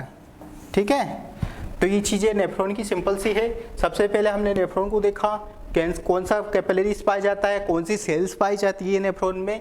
उसके बाद यहाँ पे पीसीटी होता है, यहाँ पे कितना होता है, यहाँ पे हमने बताया आपको 80 to 85% यहाँ पे रीअब्जॉर्ब हो जाता है। ठीक है, किस किस का रीअब्जॉर्ब हो जाता है, प्लाज्मा वगैरह का सारा यहाँ पे रीअब्जॉर्ब आपको देखने को मिल सकता है। ये ascending loop of Henle, descending loop of Henle है। ठीक है, डीसीटी आपको देखने को हो गया, यहाँ पे 50 to 20% यहाँ पे आपको रीअब्जॉर्ब देखने को मिलता है।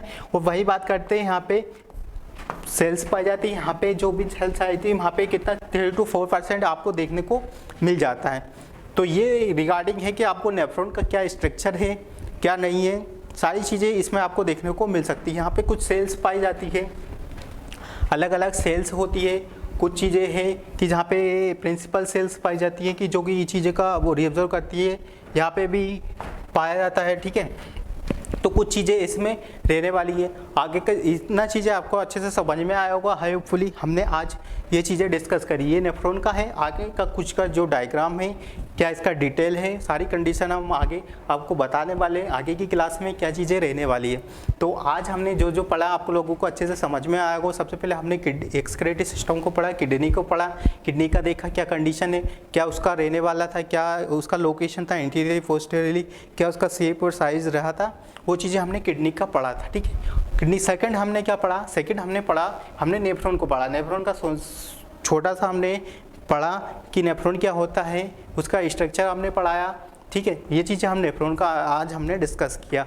बाकी की चीज़ें हैं, बाकी की चीज़ें हम नेक्स्ट क्लास में पढ़ेंगे। होपफुली आपको ये चीज़ें समझ में आएगी। एक बार आप घर जाइएगा, घर जाके अच्छे से पढ़िएगा तो और अच्छे से चीज़ें आपको समझ में आ जाएगी। ठीक है दोस्तों, मिलते हैं एक आगे, इसको कंटिन्यू हम करेंगे। नेफ्रॉन का आप भी घर से अच्छे से पढ़ के आइएगा, जितनी भी चीज़ें हैं एक बार अच्छे से पढ़ के आइएगा ताकि आपको अच्छे से कोरिलेट कर पाए। ठीक है, ये था नेफ्रॉन के रिगार्डिंग। बने रहिए रेटिना नर्सिंग एकेडमी के ऑनलाइन प्लेटफॉर्म पे। आगे हम नेक्स्ट क्लास नेफ्रॉन के बारे में डील करेंगे। ठीक है, thank you so much, keep watching us retina Nursing academy Bhopal. Thank you so much.